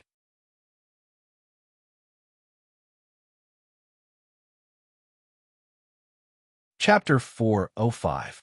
Perhaps because she was humiliated by Sheng Kai last night, Gu Xiling returned to the Gu family in the middle of the night, only to be sent back again the next morning. According to family caretakers, she was now the Sheng family's arranged daughter-in-law. In fact, she was just a prearranged commodity. Xiling, don't be stubborn while old Master Sheng is still taking care of you. Although second young master is not as good as the crown prince, he is the real leader of the Sheng family. If you don't marry him, who else can you marry? Mama Gu's advice to Gu Xiling when she sent her back to the Sheng family. You have no choice. I'll listen to you, Mom. Gu Xiling closed her eyes, pretending that it was all a dream. Xiling, you have so many secrets. Don't let the Sheng family find out. When old Sheng learned that Gu Xiling had sneaked home, he asked her, "Is Grandpa Sheng not good enough for you?" "It's not like that, Grandpa Sheng. Mommy wasn't feeling well last night and called me. That's why I rushed back and didn't tell you." Gu Xiling quickly explained, and without looking at Sheng Kai, told the old man, "As for my marriage, it's up to you, Grandpa Sheng." Old Sheng was certainly relieved at that. "Don't worry. I've always treated you as the future matriarch of the Sheng family, and the Sheng family would depend on you to manage it from now on. Since you two are so anxious, I'll meet your parents as soon as possible and settle your marriage." Still, second brother was puzzled. Could it be because of what he said last night? Even so, he did not give Gu Xiling any face at the time. Why was she still willing? Gu Xiling did not look at Sheng Kai's expression. Either way, whether she gave Sheng Kai a face or not would not change their marriage. Instead, she might as well let herself be happy. Third brother could not help sighing at Sheng Kai when he saw their interaction. I really don't know if eighth brother's departure is a blessing or a torture for you. Did you know that Grandpa is secretly investigating eighth brother? Sheng Kai asked in return. Still not giving up? I'm afraid it's not that simple. Sheng Kai shook his head. Based on Grandpa's temper now, I'm afraid he would want to humiliate and take revenge on eighth brother. He really can't get over it. Third brother could not help sighing emotionally. He only hoped that the old man would not find out anything, or he would definitely die from anger. How could Xing Xiao not know that someone was investigating him? But now that the Shen family was protecting him, he just needed to be the poor son-in-law of the Shen family. As for the other things, Grandpa Shun would cover it up for him. At the moment, Papa Sheng was working in Zhongteng, or rather, Mama Sheng had specially built a workshop for him at home. Mama Sheng was very pleased to see him regain his former confidence. A cool breeze caressed his face at night. Sheng Xiao had arranged to have dinner with Secretary He at a hotel, and he was traveling with only Su Che at all times. Su Che appeared to be a young man without any fighting ability at all. Who would have known that he could break someone's arm with just a small movement? Sheng Xiao and Su Che entered the private room first. That was when several young masters of Jianchuan saw Sheng Xiao and started discussing among themselves. Is it the Crown Prince of Huang, Yao, who just entered? What Crown Prince? Are you still treating him like a dish now? The Crown Prince has been replaced long ago. I haven't forgotten that he once hung me on the mountain behind my house, and I almost died. The three young masters of Jianchuan looked at each other and hit it off. Since he made you suffer so much, and we happen to bump into each other, it would be a waste of fate if we don't make things difficult for him. Soon, the three of them worked together and pushed open the door to the private room Sheng Xiao had just entered. Oh, isn't that the Crown Prince of Huang Yao? What a coincidence. Crown Prince, do you still have the money to come to such a high-class hotel? The three of them became even more brazen when they entered the private room and found that Sheng Xiao was alone with a little boy. The three of them sat at different corners of the round table, behaving like rich kids, and it was obvious that they had ulterior motives. Sheng Xiao had been reading some documents, but passed them to Su Che behind him when he saw them. Put them away. Understood. Still acting so serious. There's no one else here, so don't put on an act in front of us. Let's get straight to the point. Looking at the time, Secretary, he should be arriving soon. He didn't want these people to disrupt everyone's conversation. Do you remember how you hung me on a tree 3 years ago? One of the lanky young masters narrowed his eyes at Sheng Xiao. I'll never forget you for the rest of my life. What? Do you want to be hung again?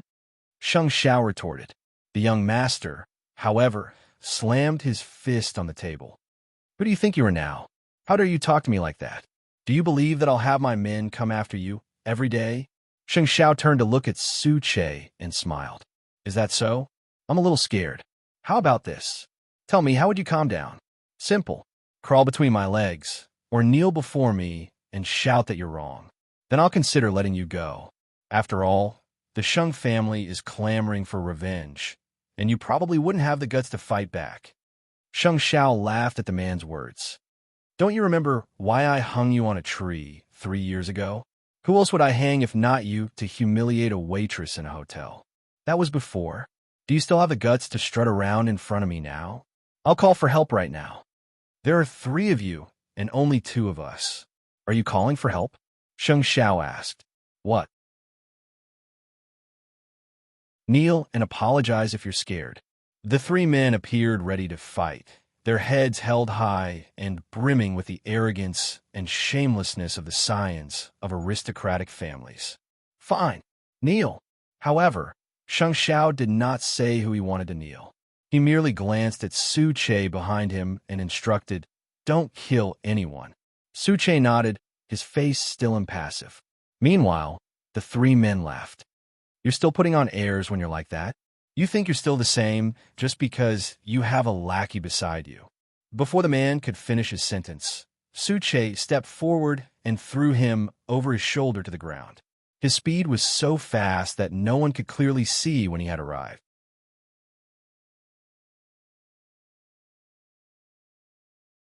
Chapter 406.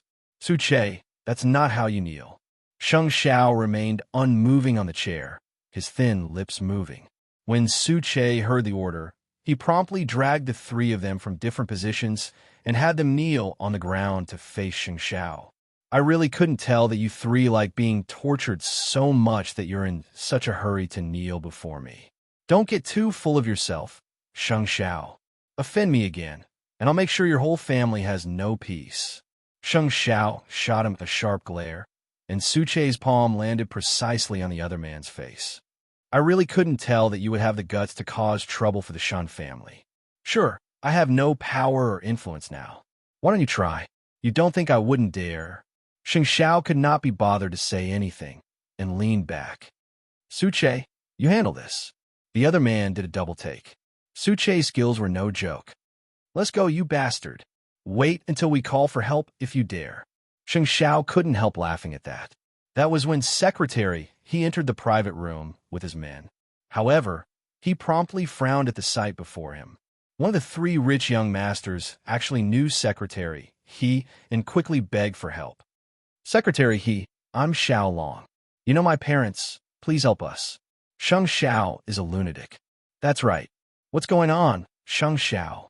Secretary He asked Sheng Xiao instead. These 3 had me kneel and apologize the moment they came in. They probably want to experience what it's like to humiliate me now that I'm no longer in power. But they're the ones kneeling on the floor. Secretary He was taken aback. Su Che went easy on them. Sheng Xiao replied. Secretary He nodded and glanced at the others on the floor. The one called Xiao Long was hoping that Secretary He could save him. But Secretary He simply said, Su Che, take him to the next room and kneel. But Secretary He only said, Su Che, take him next door and kneel. You should be taught a lesson for running amok outside, just because your parents are rich and powerful. The 3 of them were left dumbstruck at that. Understood. Secretary He, you 2 talk. I'll handle these 3 right away. The 3 of them soon left the private room, and Secretary He asked Sheng Xiao, You only have Su Che with you. Is that enough? How about I find someone else to be responsible for your safety? Su Che is more than enough. Sheng Xiao smiled. Brother, although people like us shouldn't be extravagant when we travel and set a bad example for the outside world, you're too shabby. Basic safety needs to be guaranteed. Don't worry, I know what to do. Secretary He pointed at Sheng Xiao and said nothing else. There was nothing he could do about him, and after working with Sheng Xiao for some time, he fully realized the youth's charm. Next door, the 3 scions of the aristocratic families were kneeling until their legs were numb. However, because Su Che was watching over them, they didn't dare to act rashly. They could only cover their heads and whisper to each other. Didn't you say that the crown prince has no power? How do you know someone as important as Secretary He? Furthermore, it seems like their friendship isn't shallow. If I had known earlier, I wouldn't have gotten involved in this mess. How does the crown prince look like he's losing power? It's fine if it's just kneeling, but I'm afraid that the crown prince will come after us in the future. Su Che couldn't help smirking coldly at the trio. These people bullied the weak and feared the strong, and wouldn't be pitied even if their legs were broken from kneeling. Even so, after 2 hours of kneeling, the three scions felt as if their knees no longer belonged to them when Sheng Xiao and Secretary He came out of the private room. Then the door to the private room was opened, and both Sheng Xiao and Secretary He stood outside. If we meet in public in the future, you'll still bully me like this. The trio promptly shook their heads. We won't do it again. What's there to be afraid of? Aren't you going to make my family suffer? Sheng Xiao smirked and tidied his sleeves. Tell everyone you meet when you go out that you've beaten me black and blue and humiliated me. Well, are you serious, Crown Prince? There can't be a fourth person other than you three who knows about my meeting with Secretary He today, or else. We understand. We know what to do. Brother, do you want me to warn their parents about this? Secretary, He couldn't help but threaten the three of them. That won't be necessary. I believe that they know what it means to be obedient. With that, Sheng Xiao gestured for Su Che to stop restraining them. Su Che released them and walked out of the private room, following behind Sheng Xiao as they saw Secretary He off. Even so, the trio who were kneeling in the private room shuddered at the thought of it. It's lucky that we didn't get into trouble. The Crown Prince is still the Crown Prince after all. How is this losing power? If he could be brothers with Secretary, he's definitely not someone those businessmen could compare to. But isn't it an indisputable fact that he's from the Sheng family? It's not something we young masters can guess what those people are thinking. What did the Crown Prince tell us just now? To tell everyone we meet that we've humiliated him. Is that what he meant? The trio looked at each other and eventually nodded in unison. He must be trying to pull the wool over our eyes. If that's the case, well, let's go out and brag. Shuddering, the trio rose to their feet and helped each other out of the hotel. They had intended to teach Sheng Xiao a lesson, but they did not expect to be KO'd by him again. After seeing off Secretary Su Che watched as the trio left the hotel and asked Sheng Xiao, "Should I go again?" "No need. Keep a low profile." With that, Sheng Xiao had Su Che drive. "Let's go home." Su Che watched as the trio left and walked around the front of the car to get into the driver's seat. With those three helping him spread the word and distract old Sheng's attention, he would have a much easier time. And just as he expected, the next morning, the news of Sheng Xiao being humiliated by the three rich kids spread throughout Jianchuan. He was forced to drink and apologize. Naturally, none of them had the guts to ask Sheng Xiao to kneel or crawl under him.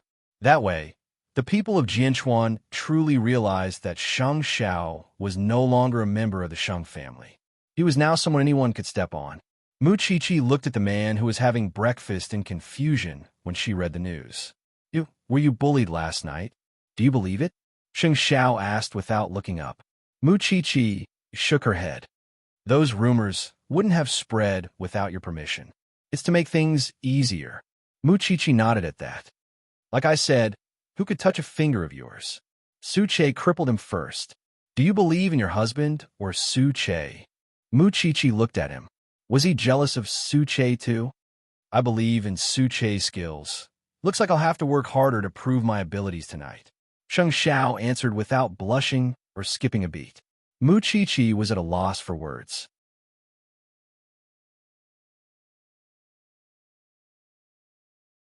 Chapter 407. He has his own responsibilities now and is no longer my assistant. Sheng Xiao answered meaningfully. The old man was actually in a good mood when he heard that Sheng Xiao was being bullied. It was enough to prove that you are nothing after you left the Sheng family. You are nothing. Who can you blame for being humiliated instead of being the crown prince? And that good-for-nothing son of his had left the Sheng family and was now living with Fong Qin and Jing Ting. Old Sheng's temper flared at the thought of Jing Ting. That bitch had clearly used the Sheng family's assets to buy it, but she would not admit it now. It was fine. Since he could not take Jing Ting back anyway, it was better for no one to think about it. He did not seem to notice that his mentality was slowly becoming twisted. All he knew was that he had spoiled Sheng Xiao too much in the past and never made him obedient, which was why he betrayed him later. He would never let himself lose his family again. Who would want to leave the Sheng family? Not unless he died. And those who had left the Sheng family would certainly pay the price for abandoning it. It was evening when Jing Ting caught fire. Papa Sheng was drawing blueprints in his workshop, while Mama Sheng was buying things for her husband in the mall. When the firefighters arrived to put out the fire, the entire mansion was already engulfed in flames. Papa Sheng did not manage to save anything, and only took out his blueprints and some valuable items, not even having the time to put on his shoes. When Mama Sheng returned home to find Jing Ting in ruins, she looked everywhere for her husband. Sheng Xiao had already received the news and hurried over with Mu Qiqi. Mu Qiqi quickly checked Papa Sheng for injuries when she saw him. "Are you all right, Dad?" Papa Sheng shook his head blankly. Then he handed the blueprints to Sheng Xiao. "Go rest in the car. We'll keep an eye on things here." Why did it catch fire out of nowhere? Mama Sheng looked at her husband's bare feet, her heart aching. The fire burned very quickly. I smelled it in the workshop. When I came out, the fire was already out of control. So I ran out. We will have to wait for the police to investigate the cause of the fire. Papa Sheng recovered from the fire after much difficulty. Sheng Xiao looked out the window. Jing Ting had been reduced to ashes just like that. By the time the fire was completely extinguished, Jing Ting was already in ruins. The firefighters came over to inform everyone, this is definitely arson. When they were putting out the fire, they smelled the distinct smell of gasoline. As for the specifics, we will have to wait for further verification. "Thank you, officer." Mama Sheng quickly thanked him. "You're welcome. The police tried their best to save some of your belongings. You can send someone over to check them. Since it was man-made, who else could it be?" The family immediately thought of the one from the Sheng family. "I really didn't expect that person to want us to die without a burial ground. I'm still inside. Let's not talk about anything else for now. You two will stay in the courtyard for now. Wait for Su Che to arrange a safe place for you." Sheng Zhao's gaze was deep and cold. If it was proven that old Sheng had sent someone to do it, the nature of the matter would be completely different. With that, Sheng Xiao led his parents, who were still in shock, back to the house where he and Mu Qiqi were staying for the time being. There were guards here, and it was close to the Shan family, which was why it was the best place for them to stay. I think Mom and Dad are really scared this time. Since the courtyard is so big, let's just let them stay here. There's no need to find another place. Mu Qiqi said to Sheng Xiao when she returned to her room after helping her parents settle down. Sheng Xiao said nothing as he sat on the sofa, his eyes as sharp as an eagle's. Mu Qiqi could feel his anger. If Grandpa Sheng was really the one who did it, then he must be out of his mind. It was not that he couldn't set Jing Ting on fire, but he had to at least make sure that there was no one inside. Was he planning to kill his son and daughter-in-law by choosing to do it in the evening with everyone inside? What do you plan to do, Xiao Xiao? I'll investigate and give them an eye for an eye. That's fine, but not an eye for an eye. We'll use other methods to get justice. After listening to Mu Qiqi's words, Sheng Xiao regained his rationality. If it was before, he would have burned down Huang Yao's warehouse. But, as Mu Qiqi said, what difference was there between this method and the old man's? Well, what method do you think we should use? Sheng Zhao's black-bellied cells were starting to play tricks, and he asked the clever Mu Qiqi, what could be crazier than letting the entire nation know that he set fire to his own son? We're not afraid of anything now. Instead of burning his warehouse, it's better to burn his heart. Wouldn't Huang Yao's stocks fall if such a scandal were to spread? That's his way of making up for his losses. Sheng Xiao couldn't help laughing at that. Are you trying to get Mom and Dad to put on an act? Mom and Dad's house was burned down. Are they not allowed to come out and complain? Sheng Xiao pinched Mu Qiqi's nose at that. You're a black-bellied one, too. I learned it all from you. You taught me personally, and a strict teacher produces a good student." With those words, Muchichi got up from Sheng Xiao's side, wanting to see if her parents needed anything else. Meanwhile, Sheng Xiao gave Suche a call.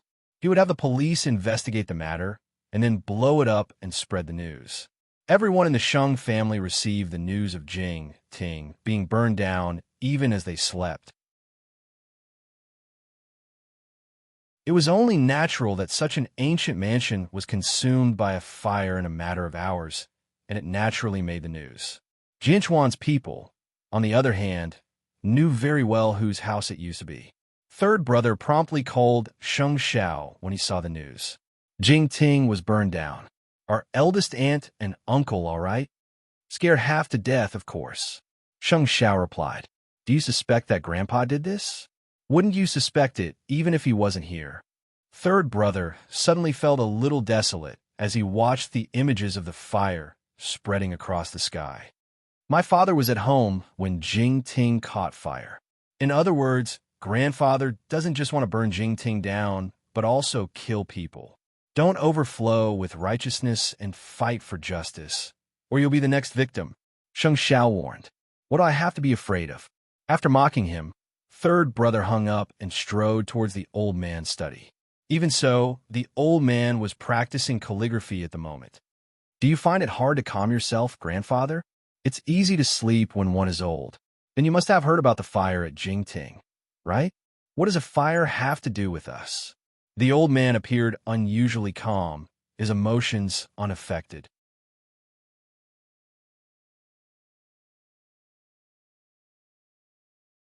Chapter 408. That's because he's unlucky. Is that so? You're not going to sleep well if you keep this up, Grandfather. Insolence. The old man put down his brush and flared up. Third brother, however, did not say anything. The old man assumed that Sheng Xiao's family had nothing and could only watch as Jing Ting burned down. He definitely did not know that eighth brother was now the CEO of Zhongting. And behind eighth brother were the countless mysterious forces of Jianchuan. He wanted to burn down Jing Ting, didn't he? Fine. Just wait for eighth brother's revenge. That was why he did not continue arguing with the old man, and simply vented his frustrations in the Sheng family's garden in a foul mood. Soon, Sheng Kai came to third brother's side and asked him, who was sweating profusely, "Are you angry at Grandfather over the fire at Jingting?" Third brother said nothing. Grandfather had been wronged for so many days.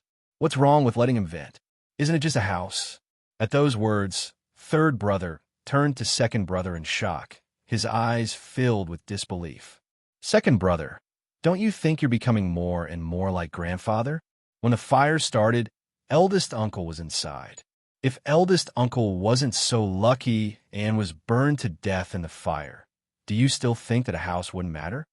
Didn't he end up fine in the end?" After hearing this, Lao San immediately got up from the lawn. What was this saying? Now, he realized that in this family, there was no common language between him and his family. It really made him want to run. He really did not believe that the old man would have a clear conscience if he had burned his own son to death. No, he no longer had a heart. The value of Jing Ting burning down was inestimable. If it were Mama Sheng, would she be able to tolerate it? The old man must have thought that they wouldn't dare to trouble him even if they knew it was the Sheng family. Did he really think that they were at their wits' end? On the next day, Suche had arranged for the media to arrive at the ruins of Jingting, with Papa Sheng and Mama Sheng being interviewed as promised. Naturally, the media had all memorized their scripts under Suche's instructions and knew what questions to ask and how to lead public opinion. I heard that the old chairman, the person in charge of the Sheng family, had personally come to Jingting a few days before Jingting was burned down to reclaim the house, but failed. Is that true? Jingting is a gift I prepared for my son and daughter-in-law. I bought this property with my own savings. The money came from my maiden family, said Mama Sheng.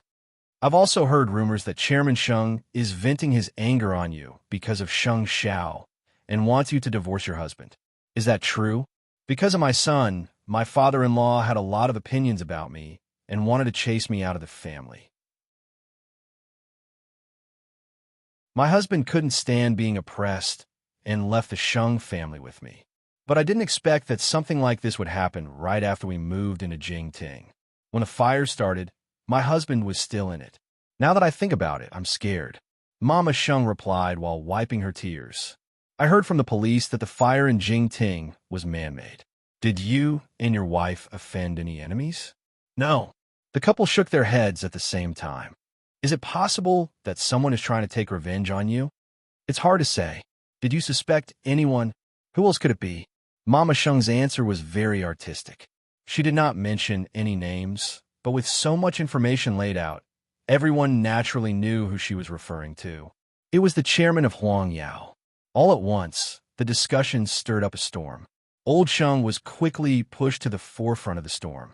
Although the media did not mention the Sheng family and only used a certain corporation, everyone with a discerning eye knew that the person who set the fire and did not hesitate to sacrifice his own son was the chairman of Huang Yao. When Sheng Kai learned about it, he quickly had his company's PR team handle it. Even so, the video of Mama Sheng crying was spread everywhere. Everyone sympathized with the weak, and Sheng Xiao was left with nothing, and yet old Sheng was still trying to kill him. Was that not hateful? It was common for rich families to fall out, but there were always people who would come out to pretend that things were peaceful, which was why it was merely a temporary entertainment in the eyes of the onlookers. However, the scale of the fire and the loss of human life was different. Moreover, Sheng Xiao had people working on it. That was why the incident became a hot topic in the headlines for days. Hence, Huang Yao's reputation and shares all started to fall. Who told you, old man, that powerless people can't retaliate? In just a few days, Huang Yao's market value has dropped by billions. That's enough to buy dozens of Jingtings. Of course, such a scandal would not last. Huang Yao's status as a diamond kingdom was unshakable, just as it would not be destroyed by such a small scandal. As long as Huang Yao took some remedial measures, it was only a matter of time before it returned to its previous level of stability. Even so, it was a great loss even if it was just a few days. We really can't underestimate Eighth Brother. He made Huang Yao suffer such a loss without even breaking a sweat. Old Sheng smirked when he saw the reporters crowding outside the Sheng family's house. He's a centipede that's still alive. That's probably how you describe him. Still, Grandpa, did you really order someone to set Jing Ting on fire? Do you have proof? Old Sheng asked second brother in return. Just mind your own business and lead Huang Yao well if you don't have any evidence. By the way, the date of your engagement with Gu Xiling has been confirmed. It's on the 15th of next month. It's only a few days, so prepare well. Got it. Of course, it was not something that would make Sheng Kai happy, but it did not seem that bad either. He just felt infinitely sad. After witnessing Huang Yao's loss with their own eyes, Papa Sheng and Mama Sheng finally breathed a sigh of relief. It was fine that Jingting was set on fire, but they could not let the old man be so fearless. After all, it involved human lives. Now, the old couple was staying in another courtyard. The first floor was where they moved around, while the second floor was Mu Chi-Chi and Sheng Zhao's territory. Chi-Chi's idea this time was really good. Your father and I wouldn't have to worry so much. It's the age of information now. Even if there's no proof, Huang Yao would suffer as long as we can get hold of the explosive point and spread it. We're barefooted, so we're not afraid of them. Mu Chi-Chi explained. Why would I bother with him if your father wasn't almost burned to death? I can't take it lying down that he doesn't even care about his own son's life.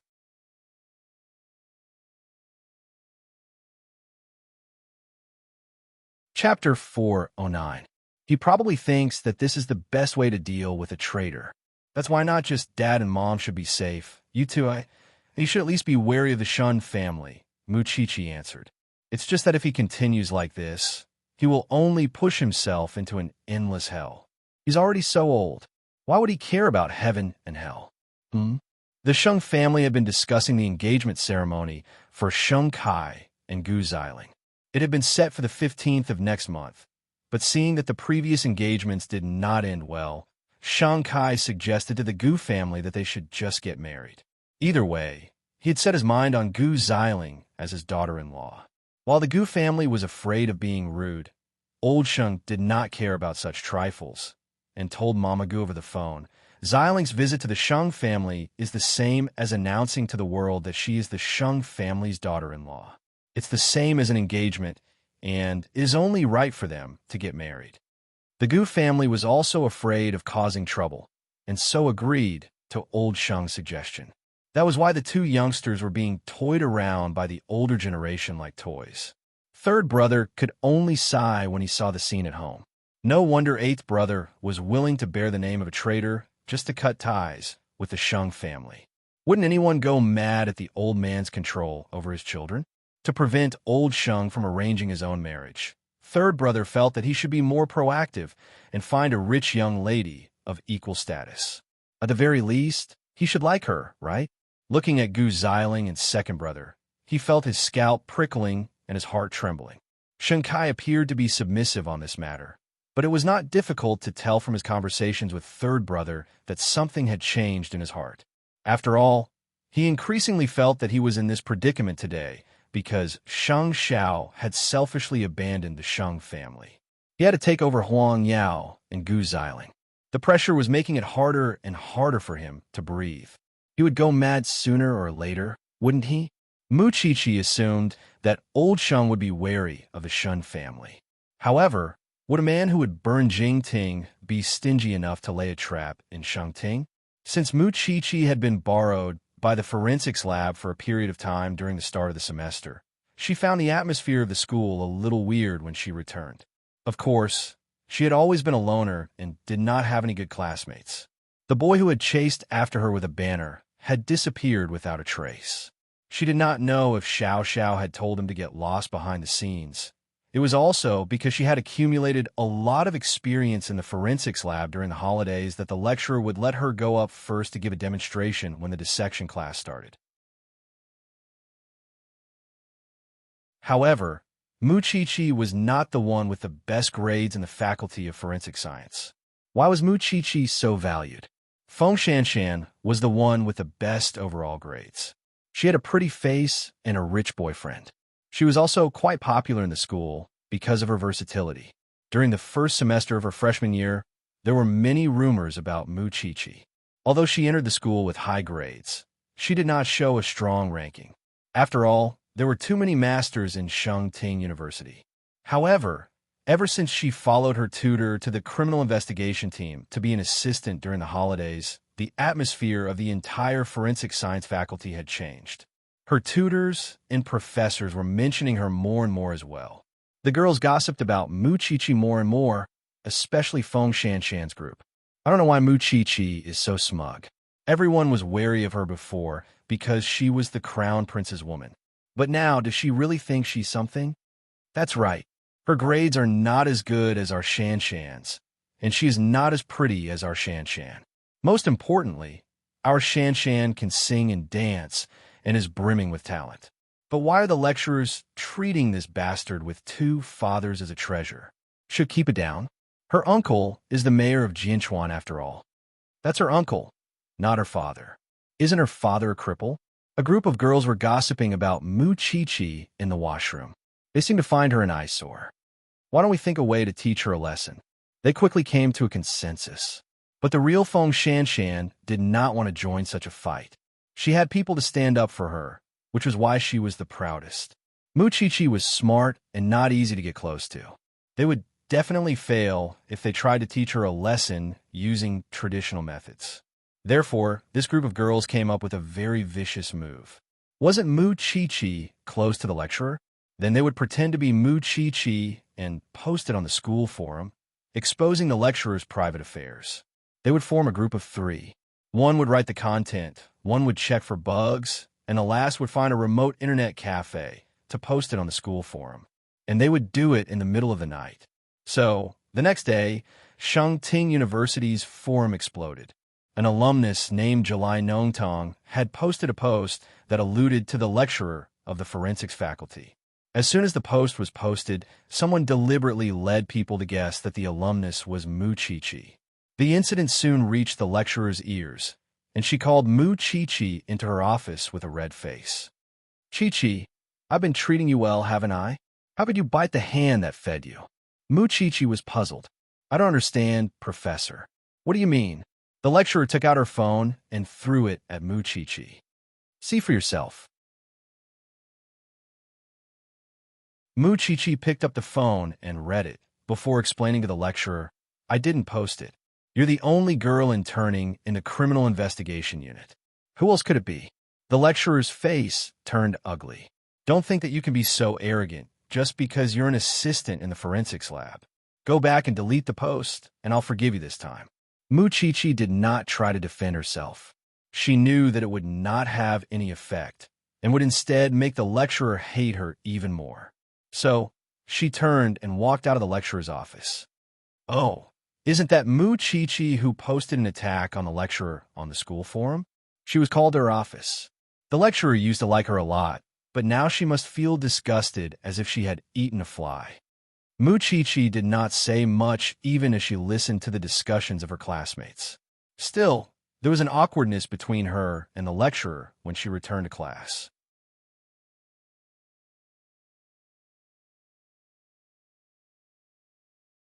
Chapter 410. She had suffered a lot of bullying in middle school because of Mu Tongxue and could not escape even in high school. And now, she was being bullied in university? That was absolutely impossible. As such, Mu Chi-Chi promptly logged into the school's forums, using Mu Chi-Chi's real name to post.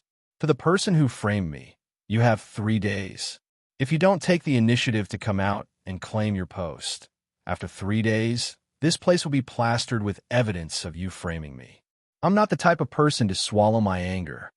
Everyone in the school was in an uproar after Mu Chi-Chi's post. They had thought that Mu Chi-Chi would definitely take the blame, but she was still fighting back. That made sense. Although Sheng Xiao was no longer the crown prince, Mu Chi-Chi was still the daughter of the Shun family. Moreover, with her cold personality in school, it was impossible for her to tolerate being framed by others. Still, would anyone really come forward to admit their mistake with her warning? Of course not. Trying to trick me? Does she think I'm that gullible? Evidence. If Mu Chi-Chi could find any, I'll cut off my head and let her kick it like a ball.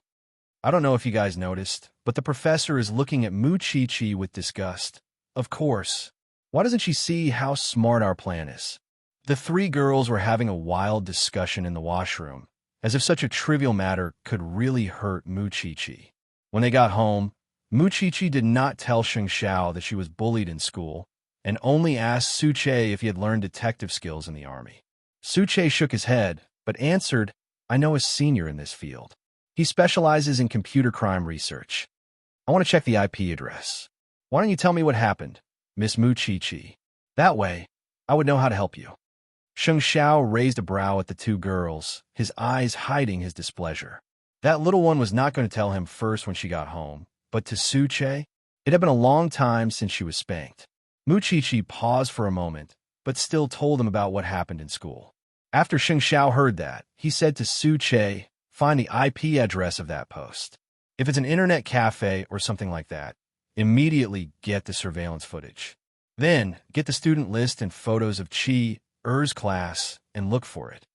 Of course, it would be better if it was his home address, but I don't think he's that stupid. Don't worry, Chief Sheng. Just give me 1 night. With that, Su Che left the courtyard. It was only then that Sheng Xiao crooked his finger at Mu Chi-Chi. Knowing that she couldn't escape, Mu Chi-Chi strode over and sat on his lap. However, Sheng Xiao simply pressed her upper body down and slapped her but twice. The first thing you do when you get home is to look for Su Che, right? I also don't want you to be distracted by this kind of thing. I can handle it myself. Everything was fine last semester. Why did you suddenly attract trouble from your classmates? I've been a loner in school and rarely interact with others. Moreover, you're not the crown prince now. Those people must have found me an eyesore and are trying to frame me. Mu Chi-Chi answered, I didn't keep it from you on purpose. I just thought that you would make a mountain out of a molehill. You're so powerful that even Sheng Ting would tremble if you make a move. It would be even harder for me to keep a low profile then. Sheng Xiao said nothing. Not only would he troubleshoot her, he would also thoroughly investigate if the Sheng family had anything to do with it. You want to keep a low profile when you're my woman? Sheng Xiao teasingly straightened her body. Teach those people a lesson. I've always been the one humiliating others. No one could humiliate me. That's you. You and I are one. We are one. Holding back her laughter, Mu Chi quickly raised her hand and swore. From now on, I'll tell you immediately no matter how big or small it is. It's good that you know. With those words, Sheng Xiao patted Mu Chi's butt. Go. I still have documents to read. Mu Chi nodded and kissed Sheng Xiao on the cheek before leaving his legs in satisfaction. Suche did not fail his mission. In just one night, he had not only obtained the IP address of the culprit, but also obtained the surveillance footage of the internet cafe. He had also successfully verified which of Mu Chi's classmates had caused such a ruckus. The next morning, Mu Chi smiled when she saw what Suche had sent her. Looks like you're a strengthened version of Jingyun. You're as fast as Jingyun, and you're even better than Jingyun. You're the one Xiao Xiao chose after all. Suche said nothing and simply stared at Sheng Xiao. Noticing that he was tired, Sheng Xiao told him, Go back and rest. You don't have to report to me in the morning. Thank you, Chief Sheng. Having gotten the evidence, Mu Chi had an idea of what those people were up to. Still, most of the students in the school were doubtful that Mu Chi could find the culprit. Most of them believed that she was pretending to be innocent to divert attention because things had gotten out of hand. But the truth was that it was all a show she had written and directed herself. Of course, Mu Chi did not show it immediately even though she had gotten the evidence. She would have to wait until the third day for things to get interesting. As expected, there was no reaction under Mu Chi's post even after 2 days. The culprit was fearless, and Mu Chi probably could not find any evidence either. Could she? I really want to know if Mu Chi could really produce evidence tomorrow. How could she clear herself of insulting a student like her mentor? Mu Chi was now the target of public criticism. That post was simply too powerful, and it was understandable for students to attack each other, since it was the impulse of youth. However, her mentor had always been so kind to Mu Chi. How dare she humiliate others behind her mentor's back? There was no way she could clear herself of such a thing. Over the last 2 days, her mentor's expression was as ugly as ever, especially when she saw Mu Chi. It was as if the fire in her heart was suddenly ignited. She could not hold back her sarcasm in her words. Everyone in the faculty was watching her make a fool of herself. After all, Mu Chi was still acting so aloof even without the Crown Prince's support. It was no wonder that she was being taught a lesson. Mu Chi should have her lessons outside the classroom from now on. Her mentor is in a bad mood for the entire class when she comes in, and we're in trouble too. That's right. I really don't know what she's thinking. Our mentor is so kind to her. Meanwhile, Feng Shanshan and the others were lifting brows at each other. They felt that their plan was a success when they saw how much everyone hated Mu Chi. You're tuning into the Romance Rendezvous YouTube channel. We're so grateful for your support, and don't forget to subscribe to join us on this incredible journey through captivating stories. Your generosity through donations truly makes a world of difference, as it's the primary source of revenue that allows me to expand and enhance this channel for you. Thank you from the bottom of my heart for being a part of this adventure.